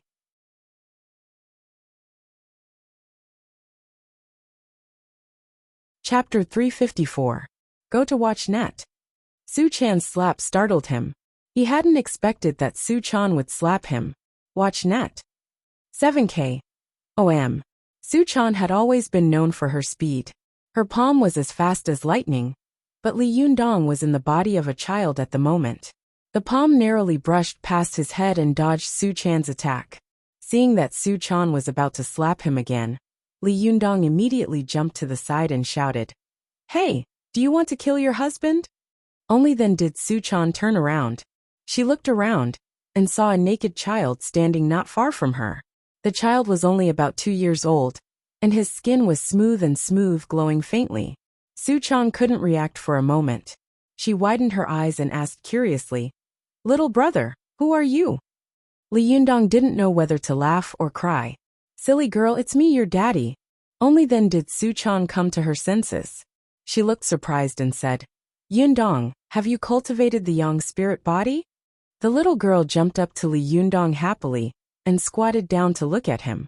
Then, she curiously stretched out her hand to pinch the arm of Li Yundong's yang god body.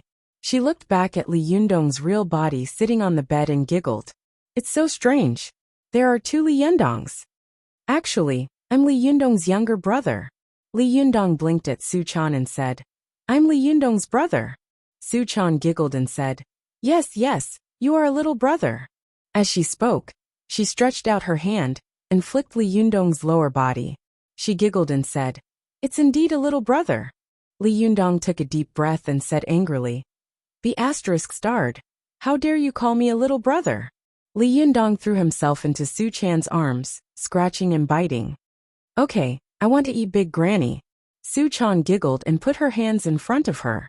She said coquettishly, My grandma is only for Yundong to eat. You're Yundong's little brother, so I won't let you eat it. Li Yundong said angrily, I'm not a little brother. After that he said, Look big. As soon as Li Yundong's voice fell, his body suddenly grew larger, from a 2 or 3-year-old child to a 4 or 5-year-old child. Su Chan's eyes widened in shock. How did your yang spirit grow so fast? What do you think? I've grown a lot, haven't I? Su Chan's cheeks were flushed, and she covered her burning face with her palms. Her fingers were wide open, revealing a pair of sly and quick-witted eyes. She giggled and said, It's only a little bigger. Li Yundong was displeased. He secretly mobilized his junqi and said, Increase, increase. In the blink of an eye, Li Yundong's yang spirit body grew a little bigger. At this time he looked like a 15 or 16-year-old boy. From his face, one could vaguely see his appearance. Li Yundong said proudly, How is it? It's really big this time, isn't it? Su Chan giggled. Yes, yes, big. Master, hurry up and put on your clothes. I'm so embarrassed. You're so shameless. Li Yundong chuckled. With a thought, his naked yang spirit body put on his clothes again in the blink of an eye, looking no different from a normal person. Only then did Su Chan put down her hand that was covering her face. She giggled and said, That was close. I almost saw it just now. Li Yundong scolded with a smile. Bah, the gap between your fingers is even bigger than the window. How dare you say that? Su Chan said angrily, No, you're talking nonsense. Li Yundong's yang spirit body flickered and flashed into his real body. He woke up from his meditation and said with a smirk, You just said that your grandma is only for Yundong to eat, and not for Yundong's little brother, right? Is that also nonsense? Su Chan giggled and fell into Li Yundong's arms, her head going straight into his arms. She had a purine body, and Li Yundong had cultivated the yang spirit, so his pure yang qi was incredibly strong. Naturally, it attracted the supreme yin qi in Su Chan's body. When the pure yang qi and the supreme yin qi in the human body moved, people would be aroused. Su Chan loved Li Yundong very much, and was willing to give him anything. At this time, her body suddenly turned into a pool of spring water, and her hands unconsciously reached down to Li Yundong's lower body to cultivate the 5 dragons embracing pillar magic kung fu. Li Yundong saw that Su Chan's eyes were like silk, and the breath coming out of her nose was full of decadence. He knew that the little girl was about to move, so he moved closer to her, bit her ear, and said with a smile, What's wrong? Aren't you afraid of being taken by me today? When people's desires were intertwined, it was often easy to lose their minds. Su Chan looked up at Li Yundong, her eyes blurred with love, as if she wanted to rub herself into Li Yundong's body and never be separated again. She said in a sweet voice, I've refused you many times. I feel sorry for always rejecting my master. Li Yundong chuckled. He gently raised the little girl's chin with his hand and said with a smile, You're afraid that I won't be able to control myself after seeing so many beautiful women around me, aren't you? Su Chan blushed and buried her head in Li Yundong's arms, like a little girl whose thoughts had been seen through. She looked up at Li Yundong stealthily, then lowered her eyes in panic. Her long eyelashes kept trembling. Suchan murmured. Did I make it so obvious? Seeing her like this, Li Yundong loved her to the extreme. He laughed and held her in his arms, then lowered his head to kiss the little girl's lips. Suchan closed her eyes, looking as if she was at his mercy. Her charming appearance would make even a saint burn with fire and lose control. However, Li Yundong just kissed her lips, gently scratched her nose, and said with a smile, "Don't think about it, silly girl. If you give me your virginity now, you will never be able to cultivate to the six-tailed fox spirit realm in this life." Suchan's pretty face turned red, and she murmured, I'm just afraid that you'll feel uncomfortable." Li Yundong lovingly held her in his arms and gently rubbed his forehead against the tip of Suchan's nose. He said, "You're afraid that I'll feel uncomfortable, so you'd rather give up your cultivation. Am I so selfish that I'll ruin your lifelong cultivation for my momentary pleasure?" When Suchan heard this, she immediately raised her head. Her eyes were wide open and filled with tears. The little girl's heart was in a mess. She only felt that there was such a man in this world who loved her, spoiled her and cared for her. No matter what happened, he would always think of her. She really hadn't lived in vain once in this life. Suchan's tears fell, and for a moment, she cried like a pear blossom in the rain. Seeing that she was crying, Li Yundong quickly wiped her tears with both hands. "Oh, why are you crying? Alas, are women really made of water? I didn't make you unhappy, did I? Hey, I just don't want to do that with you, right? Why are you crying like this?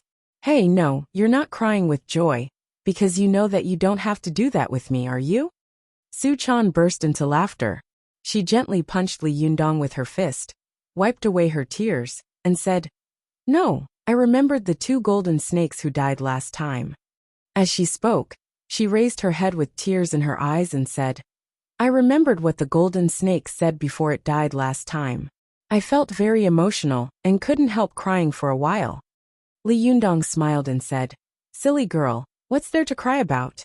Suchan shook her head and choked with sobs. At that time, the golden snake said, "I hope I won't be a demon in my next life." When I heard that, I thought to myself, how good would it be if I were a pure human being? Sister Ziyuan and Sister Zhou are all pure human beings. No matter where they go, they won't cause any criticism. However, I am a fox demon. Wherever I go, people will say that I have abandoned myself and become a lowly person. But not only did you not despise me, but you also thought about me. I feel so happy. I don't know what kind of blessing I had in my last life to be able to be with you." Li Yundong's eyes became softer and softer. He put his arms around the girl's waist and said softly, "Silly girl, do we still need to say these things between us? I like you not because you are a fox demon or a pure human, but because of your kindness, because of your beauty, because of your innocence, because of your unwavering love, because of your unwavering loyalty to me from the very beginning. Don't think too much about it. Didn't I say last time that if we love each other for a long time, we won't have to make a bed? There will be a long time in the future. Are you afraid that you won't have time to have fun with me?" At first, Suchan's eyes became more and more charming as she listened. Especially at the end, she burst into laughter. It was really like 100 flowers blooming at the same time. And it was amazing. Li Yundong patted the girl's head with a smile and said, "If you really want to have fun with me, hurry up and cultivate. When you reach my level, we can do it." Suchan giggled. She suddenly seemed to think of something, and a pair of clever eyes rolled around in her eye sockets. As soon as Li Yundong saw her like this, he laughed and said, "What did you think of? Tell me quickly." Suchan looked at Li Yundong shyly and timidly and said softly, "In fact, we have a way to cultivate faster." Hearing this, Li Yundong smiled and said, "What way?" Suchan said shyly, "There are actually only 3 ways for us demons to cultivate. One is to absorb the ling qi of heaven and earth when the moon is full, in order to refine the Niden, and then transform into a human form." Li Yundong smiled and said, "Is it easy to seduce men in human form?" Suchan said angrily, "You're so annoying. Man is the spirit of all living things. Among all living things, only human beings can cultivate directly. If other living things want to cultivate, They must first transform into a human body before they can cultivate. Hearing this, Li Yundong also sighed and said, "Yes, I really understand this sentence today. Today, I cultivated the heavenly Jindan technique to the 8th phase, and suddenly, the Yin spirit became the Yang spirit. My cultivation has improved a lot. In fact, I just led the kidney qi to my heart and the heart fire, and then led the kidney qi on the right side to the left side. But many demons and stone monsters don't even have internal organs. How can they cultivate?" Su Chan also sighed faintly and said, "Yes, in the way of cultivation, it can be said that men can get twice the result with half the effort, while women can get half the result with twice the effort. However, we female demons have to spend 100 times the effort to cultivate. Because of this, some female demons can't bear the hardships and loneliness of cultivation. So they came up with a way to seize the essence of Yang to strengthen their own Yuanyin. This kind of cultivation method is extremely fast, but it's easy to cause public anger and divine punishment at the expense of others." Li Yundong chuckled and said, "There are good and bad people, and there are naturally good and evil demons. We can't generalize them, but the cultivation method you just mentioned, is it to seize the essence of Yang? Aren't you afraid that I will take you instead?" Su Chan shook her head with a blushing face and said, No, it's not what you think. I used Yin Qi to explore your body, and take out a little Yang Qi for my own use. This way, I won't hurt your foundation."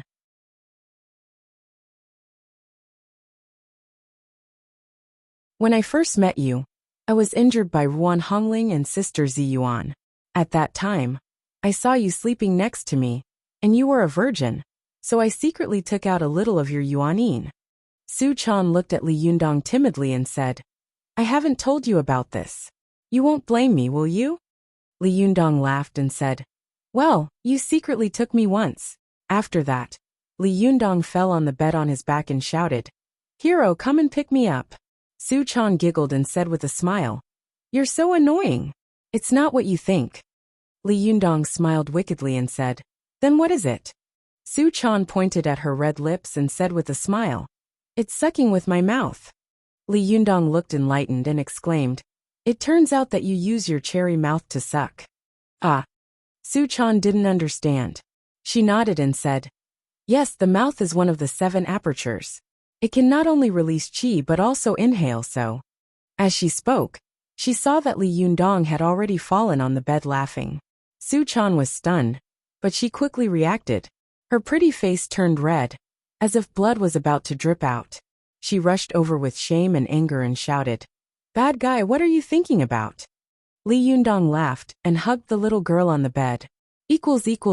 Well. I might have something to do next week, so I'll bring up next week's explosion to this week. Judging from the current situation, the 7th on the flower list should be able to sit still. For the time being, I'll still do it every day from midnight to Monday. I'm sorry for the trouble I've caused my readers.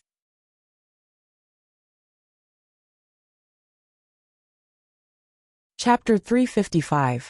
Go to Kamwang. The two of them laughed for a while before Li Yundong held back his laughter and helped the girl sit up. He said, Okay, stop it.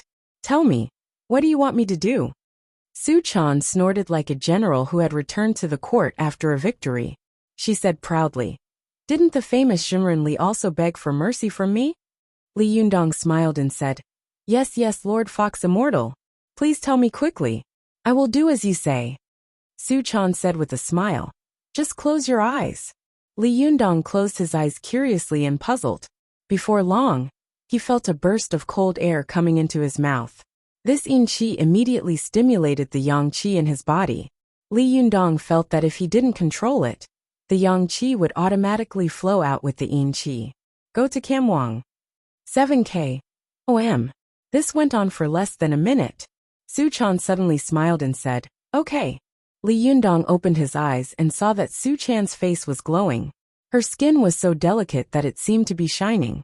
Li Yundong asked curiously, Wow, did you eat ginseng fruit? Did you regain your youth? Su Chan said with a smile, Bah, you're old. I only absorbed a little bit of your Yang Qi. Is the change obvious? Li Yundong looked Su Chan up and down and said in amazement, Yes, the change is obvious. You can be a spokesperson for cosmetics. Who wants you to be a spokesperson? Wow, that product must be very popular. Suchan blinked her eyes and said, Really? Can you make a lot of money? Li Yundong saw that she was really interested, so he quickly said, No, you are my girl. How can you step into the entertainment circle? The water in the entertainment circle is too muddy. How can I let you step into it? No, absolutely not. Suchan was just saying it casually. Seeing that Li Yundong strongly opposed it, she didn't insist. She smiled and said, Well, I'll listen to my master. Li Yundong reached out to pinch Suchan's cheek with a smile. As soon as his hand touched it, he immediately bounced it away and said in an extremely exaggerated tone, Wow, it's so elastic. Suchan couldn't stop giggling at his teasing. You're so mean. Li Yundong smiled and said, The change is quite big, but I feel that you didn't absorb much yang qi. Why did you change so quickly? Suchan sighed softly and said, This is the power of us demon cultivators. Yundong, do you know what dual cultivation is? Li Yundong thought about the ancient books he had read and said, I used to think that it was the qi-refining kung fu that men and women carried out when they were having sex. But later I learned that in fact double cultivation also includes double cultivation of life and spirit, as well as double cultivation of Buddhism and Taoism. Double cultivation of Buddhism and Taoism, at the same time, does not only refer to double cultivation when men and women are having sex. When it came to cultivation, Suchan was no longer her usual cheerful self. She said softly, You're right, but in fact, dual cultivation is a very complicated and dangerous thing. When men and women are having sex, they often can't control their emotions. How can they control their own aura calmly? Once they can't control their own aura, their spirit will be unstable, causing the aura of the weak to flow to the strong, causing one side to suffer a great loss, and the other side to benefit greatly. Li Yundong also nodded and said, You're right. I remember that Zi Yuan once said that cultivation is extremely scientific. It can never create energy out of thin air. Even cultivation has to abide by the law of conservation of energy. It's almost impossible for two people to increase their strength at the same time after dual cultivation. This principle is the same as playing mahjong, whether it's two people playing mahjong together or four people playing mahjong together. It's impossible for two parties to win at the same time, or four parties to win at the same time. One party must lose, and one party must pay. Suchan looked at Li Yundong and said with envy and admiration, Yundong, you're really smart. You can draw inferences about other things from one instance. You're right. Many Taoist priests pay attention to sexual techniques, which are actually the way of collecting nourishment. In their eyes, women are just medicinal materials and cauldrons, so they never care about their lives. However, this method is really effective, especially after the death of the first leader of the Fox Zen school and the succession of the second leader. At that time, as soon as the pillar of the Fox Zen school passed away, the power of the Fox Zen school was greatly weakened and surrounded by enemies. Therefore, the second leader wanted to quickly improve her strength. At that time, she heard that the Yin-Yang sect of Mount Wuhua had a successful dual cultivation kung fu. So she sneaked into Mount Wuhua and pretended to be a female disciple, secretly learning this kung fu. Speaking of this, Suchan sighed faintly and said, After the second leader learned this kung fu, she immediately passed it on to her disciples, as if she had found a treasure. As a result, almost everyone in the Fox Zen school practiced dual cultivation, and all of them went to the mortal world to find a man with yuan-yang body to collect yang to supplement yin. In the end, they made the world a mess, making many cultivators think that we are born to be lascivious. Li Jiandong said curiously, But I've been dealing with you for a long time. Whether it's your master Ao Wushuang, Chao Yi or the others, I've seen that although they all have coquettish faces and romantic figures, they are quite dignified and chaste, and have not done anything dissolute. Suchan said, That's because after the second and third generation leaders of the Fox Zen school, the fourth generation leader, the mystical silver fox, took over the position of leader. At this time, the Fox Zen school was already notorious. It was like a rat crossing the street, being beaten and killed by cultivators. The most terrible thing was that the cultivators of the Fox Zen school found that once their Naiden, which had been cultivated by collecting yang to supplement yin, met the Naiden of the orthodox Xianmen, it almost collapsed at the first touch. At this time, the mystical silver fox summed up the experience and lessons of the previous 2 generations of leaders. She believed that although the way of dual cultivation was successful, it lacked tempering and polishing. It was opportunistic, and not enough to be the right way. Therefore, she abandoned the kung fu of dual cultivation and turned into an ordinary female disciple. She devoted herself to the Taoists and secretly learned the kung fu of the orthodox Xianmen. However, the kung fu of the way of dual cultivation was too easy to master. It was really a little unbearable to abandon it all at once, so the mystical silver fox improved it. From the physical copulation of a man and a woman to the breathing of a man and a woman, the dual cultivation has since been divided into major dual cultivation and minor dual cultivation, Su Chan said with confidence.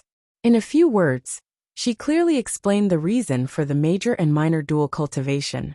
She said, "In this way, the disciples of the Fox Zen school don't have to risk the world's condemnation to do the harmful thing of collecting yang to supplement yin. Yundong, you also know that if the major dual cultivation is done too much, people will be squeezed into jerky. As the saying goes, lust is a bone-scraping knife. This is exactly the reason." Li Yundong laughed and said, "I understand. This is actually the same as the 8 cycles of fire cultivation technique I practice. My 8 cycles of fire cultivation technique also combines the qi of heart fire with the qi of kidney water in my body, and the yang qi of the right kidney with the yin qi of the left kidney. Therefore, I refine the supreme yin qi from the pure yang qi, and my cultivation quotient jumped from yin spirit to yang spirit. Your spirit dual cultivation also combines the yin and yang qi, and then stimulates the Naiden in your body to grow and mature, right?" Li Yundong said with a smile. Su Chan nodded with a smile and said, "Yes, the mystical silver fox has modified the major dual cultivation into a minor one. Although the effect is not so obvious, it is much safer. At least, both men and women don't have to be afraid of being picked clean by each other, and they can control their own aura." Li Yundong held Su Chan in his arms and said with a smile, "Then shall we have a small dual cultivation every day?" Su Chan quickly waved her hand and said in a panic, No, absolutely not." Li Yundong asked curiously, "Why not? Look, you've only absorbed a little bit of my yang qi, and you've changed so much. If you absorb a little more, you'll directly become an immortal." Su Chan shook her head like a rattle drum. She said, No. As the saying goes, dripping water wears through a stone, and rope saws wood. Today, I absorbed a little of your yuan yang jinqi, which is the purest and most essential thing in your body. It's very difficult to cultivate. If I absorb a little, you will lose a little. As the saying goes, the way of heaven is to lose excess and make up for deficiency. It only takes a few seconds for a man to lose his primordial essence, but it will take several days to make up for it. In the same way, the speed at which you lose your junqi will not be as fast as the speed at which you make up for it. In the long run, your cultivation will definitely regress greatly." Li Yundong didn't take it seriously and said with a smile, "What does it matter? As long as my girl is strong, isn't that enough?" Su Chan was moved. She hugged Li Yundong and said softly, "Sir, I appreciate your kindness. You can't spoil me like this. It's not good. Think about it. If it was too easy for me to get the kung fu I'm cultivating now, then I wouldn't have worked hard to cultivate. A Naiden without hard work is a fake Naiden. When I meet a master, it will collapse at once. Even if I cultivate Naiden to become extremely powerful through small dual cultivation, it's still useless when I meet a master." He sighed and said, "You're right. I remember that after I succeeded in the Zhuji phase in the Himalayas, I met Wu Hao. He had obtained the Naiden through yin-yang dual cultivation. As a result, I spat out a mouthful of jinqi, causing the 5 young blood pearl to reverse, but his Junchi couldn't blow it at all. Why was there such a big difference between the same mouthful of Junchi? It's because my Naiden was tempered thousands of times, while his was a man and woman dual cultivation. It's like on one hand there are veterans who have been through hundreds of battles, and on the other hand, there are old soldiers who are content to enjoy themselves. Although they are both soldiers and can fight with guns, once the bayonet is red, the difference between the two is too big. As Li Yundong spoke, he lowered his head and looked at Su Chan with appreciation and love on his face. He gently stroked her head and said, "Well, my girl is really sensible. She really knows how to improve herself. Good." After receiving Li Yundong's praise, Su Chan's heart was sweeter than honey. She nodded with a smile and said, "Well, I will work hard. When my Junchi is strong and vigorous, I will ask you to teach me the heavenly Jindan technique." Li Yundong laughed and said, "Okay." But in his heart he thought, cultivation is about accumulation over time. When Su Chan's Junchi and Nigong are cultivated well, I'm afraid it will be too late. No, I have to think of another way.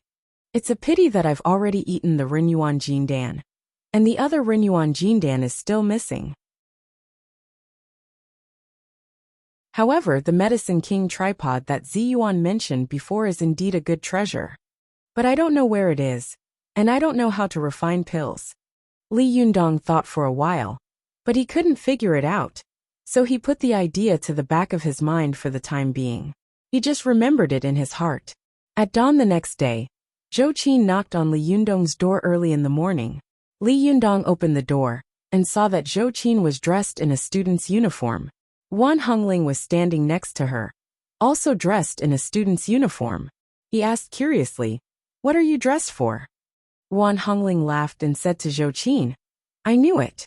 This guy must have forgotten his other identity, right?"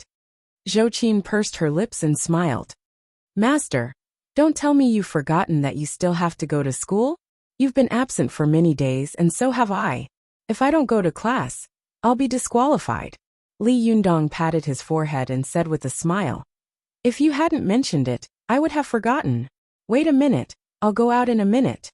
After washing up, he was about to go out with Zhou Qin and Wan Hongling.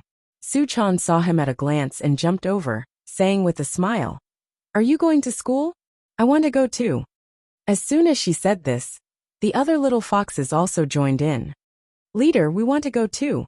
When Li Yundong saw this, he immediately felt a headache coming on. He thought to himself, "Last time, you almost turned the school upside down. Are you going again this time? How can this be? Do you think I'm going on a spring outing?"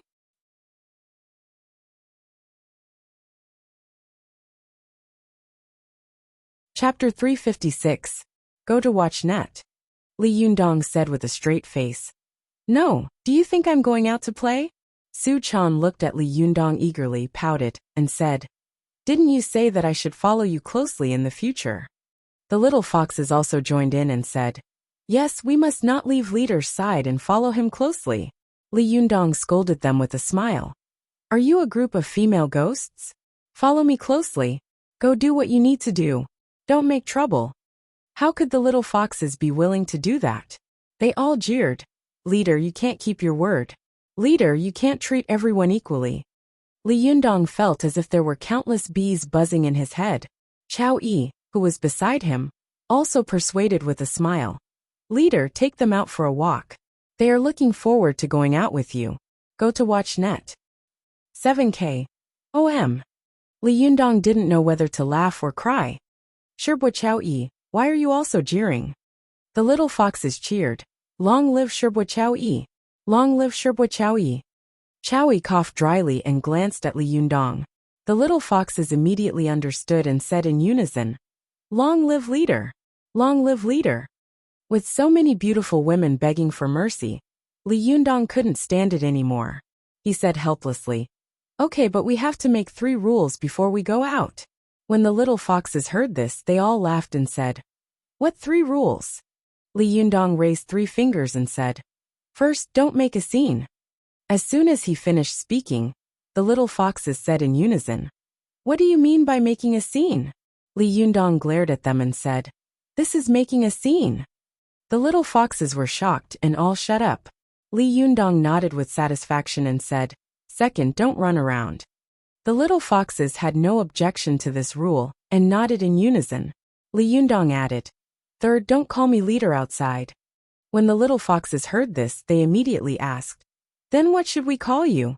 Li Yundong thought for a moment, then said resolutely, "Pretend you don't know me." Hearing this, Su Chan giggled and said, "After what happened last time, it seems unlikely." Li Yundong knew that Su Chan was referring to the speech he gave at the university. "How dare you?" he said. Glaring at Su Chan, Li Yundong thought for a moment and said, "Anyway, don't call me leader if you have nothing to do. It's not a costume film. It sounds weird to outsiders. If there's anything, just call me by my name." The little foxes looked at each other and nodded. "All right then." Li Yundong saw that although they were well behaved at this time, he felt strange in his heart, as if something was going to happen. However, words that had been said were like spilled water, and they could not be taken back. Li Yundong sighed. "Forget it, let's go. I don't know what I did in my last life to provoke such a large group of people like you." When everyone in the Fox Zen school heard this, they all laughed. At this time, Ziyuan also came in from the opposite door.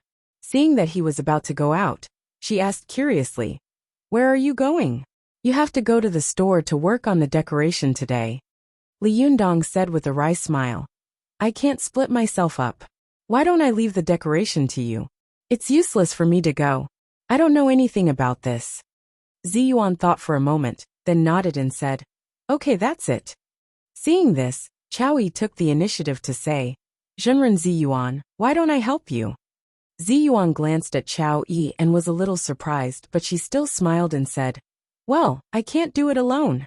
At this time, Lu Yuehang and Zhuang Yiting of the Fox Zen School said in unison, "Then let's go and help." Li Yundong smiled and said, "That's good. Everyone has something to do. Let's divide the work and cooperate." The group of people laughed. Li Yundong took Su Chan, Zhou Qin, Ruan Hongling, and the little foxes to the school, while Zi Yuan and the others went to the store to work on the decoration. When he arrived at the school, Li Yundong looked at the vibrant campus. He suddenly felt that the place he had stayed in for nearly 3 years was so strange. He sighed and said, "I haven't been back for a while. It seems like a century has passed. I've almost forgotten that I'm still a student." As soon as he finished speaking, he suddenly heard a voice next to him, with anger and surprise. "You've almost forgotten that you're a student.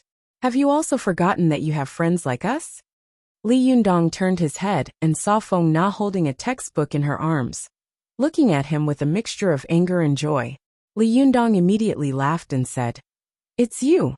Long time no see. How have you been recently?" Feng Na glanced at Li Yundong and said in a drawling tone, "Me? Do you still know me?" Li Yundong laughed and said, "Yes, yes, you are the wise and powerful president of the student union of our school." As he said this, Li Yundong said with a smile, "President, long time no see. Are you busy every day?" Feng Na snorted and rolled her eyes at Li Yundong.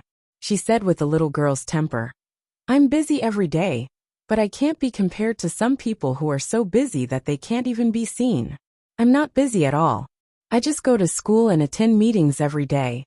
Li Yundong smiled even more eagerly and said, "Don't say that, President.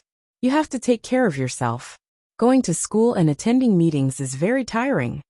The more Feng Na talked to Li Yundong, the more she smiled. When she heard this, she couldn't help but burst into laughter and scolded him with a smile. "Hey, what have you been doing these days? Why haven't I seen you?" Sun Li has come to me several times. She said that if you don't go to class, you'll have to take a makeup exam again. Li Yundong sighed with a deep look on his face. Feng Na asked curiously and with concern, "What's wrong? What's wrong? Tell me what's on your mind." "If you don't say it, do you not regard me as a friend?" Li Yundong looked up at the sky and sighed. "Alas, these days, I can't eat or sleep well when I think about something. I can't sleep. I'm so anxious." His words made Ruan Hongling, Zhou Qin, and Su Chan come over curiously and ask, "Li Yundong, what are you thinking about? Do you have to be so exaggerated?" "Yundong, what are you thinking about? Tell us, We can help you share some of the burden. Ma. Li Yundong, what's on your mind? Li Yundong glanced at them and sighed. Alas, you can't help me. Don't ask. After that he sighed. But the more Li Yundong didn't say anything, the more curious they became. They all urged him, say it, say it. There are no outsiders here. Li Yundong couldn't resist, so he sighed and said with a compassionate expression, every night, as long as I think about the fact that the motherland has not been unified and the world has not been peaceful, I can't eat or sleep well. Before he could finish his words, everyone burst into laughter. Feng Na laughed and spat. Bah, have you been busy saving world peace these days? Su Chan giggled, but didn't say anything. Zhou Qing covered her mouth and didn't interrupt. Only Yuan Hongling laughed and scolded. Li Yundong, you are too thick-skinned. Her voice was clear, and as soon as it came out, it immediately attracted the attention of the surrounding students. When many people heard Li Yundong's name, their ears suddenly pricked up. Li Yundong? Where is he? Is he the Li Yundong who no one knows, and has been wandering around Tian'an in vain? Damn, Zhenrenli, I can't believe I saw him in person in this school. Am I hallucinating? Fellow Taoist, you're not hallucinating. This is the legend of our school, Li Yundong, Zhenrenli, who is known as a pear blossom suppressing a begonia, and who is against eating shit without hesitation. These students whispered to each other for a while, and some of them simply shouted at Li Yundong. Li Yundong, fuck you. These students, who had experienced the last incident in the school playground, all laughed. Li Yundong was not angry. He turned his head and said to Feng Na and the others with a wry smile, hurry up and go to the classroom. It's going to be crowded here. Sure enough, after a while, the news of Li Yundong's appearance on the campus spread, and in a short time, it had spread all over the campus. Many people who had never seen Li Yundong before were curious. I've heard his name so much that my ears have become calloused. I've seen all kinds of photos and videos on the forum, but I've never seen him in person. Let's go and have a look. For a moment, these students all clustered around Li Yundong and followed him. The large group of people was like a torrent. Li Yundong smiled bitterly to himself. He turned his head to look at Feng Na and said, do you know why I don't come to school anymore?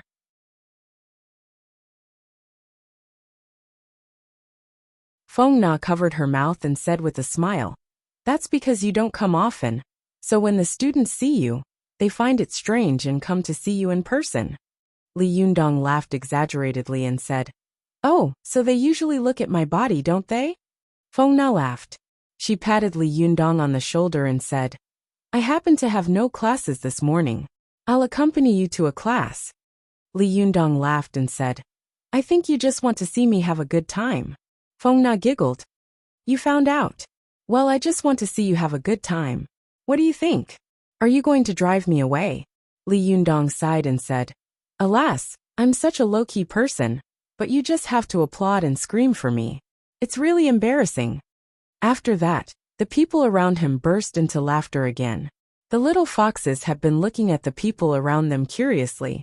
They quietly pulled Su Chan's arm, pulled her aside and whispered, Su Chan, is leader so prestigious here? Su Chan said proudly, of course. Didn't you see how many people responded to his call on the stage last time? Only then did the little foxes remember what had happened last time. They said with pride, it's a good thing that leader is so popular. It means that our leader is very outstanding. It seems that our Fox Zen school will definitely flourish in his hands in the future. Su Chan nodded like a chick pecking at rice. Yes, Yundong has always been outstanding. Li Yundong saw that Su Chan and the little foxes were whispering to each other, and he suddenly had an idea. He quickly called Su Chan over and asked as if he was facing a formidable enemy, hey, what are you talking about? You're not going to do something again, are you? Su Chan immediately cried out in grievance. I didn't. We were just praising you just now, okay? Li Yundong looked suspicious and kept looking at Su Chan, as if he wanted to find some clues from her face. He said doubtfully, really? Su Chan said firmly, of course not. You're thinking too much. Li Yundong patted her head and said, that's good. I was afraid that you guys would get together and cause me trouble. You guys are a group of troublemakers. Su Chan pouted and made a face at Li Yundong. At this time, Feng Na turned her wrist to look at her watch and said, "Let's go. It's time for class. We have a big classical class this morning." Li Yundong saw that there were so many students around that there were signs of traffic congestion. He quickly waved his hand and said, "Let's go and grab seats." You're tuning in to the Li Mei's Sword of Destiny YouTube channel. We're so grateful for your support, and don't forget to subscribe to join us on this incredible journey through captivating stories. Your generosity through donations truly makes a world of difference, as it's the primary source of revenue that allows me to expand and enhance this channel for you. Thank you from the bottom of my heart for being a part of this adventure.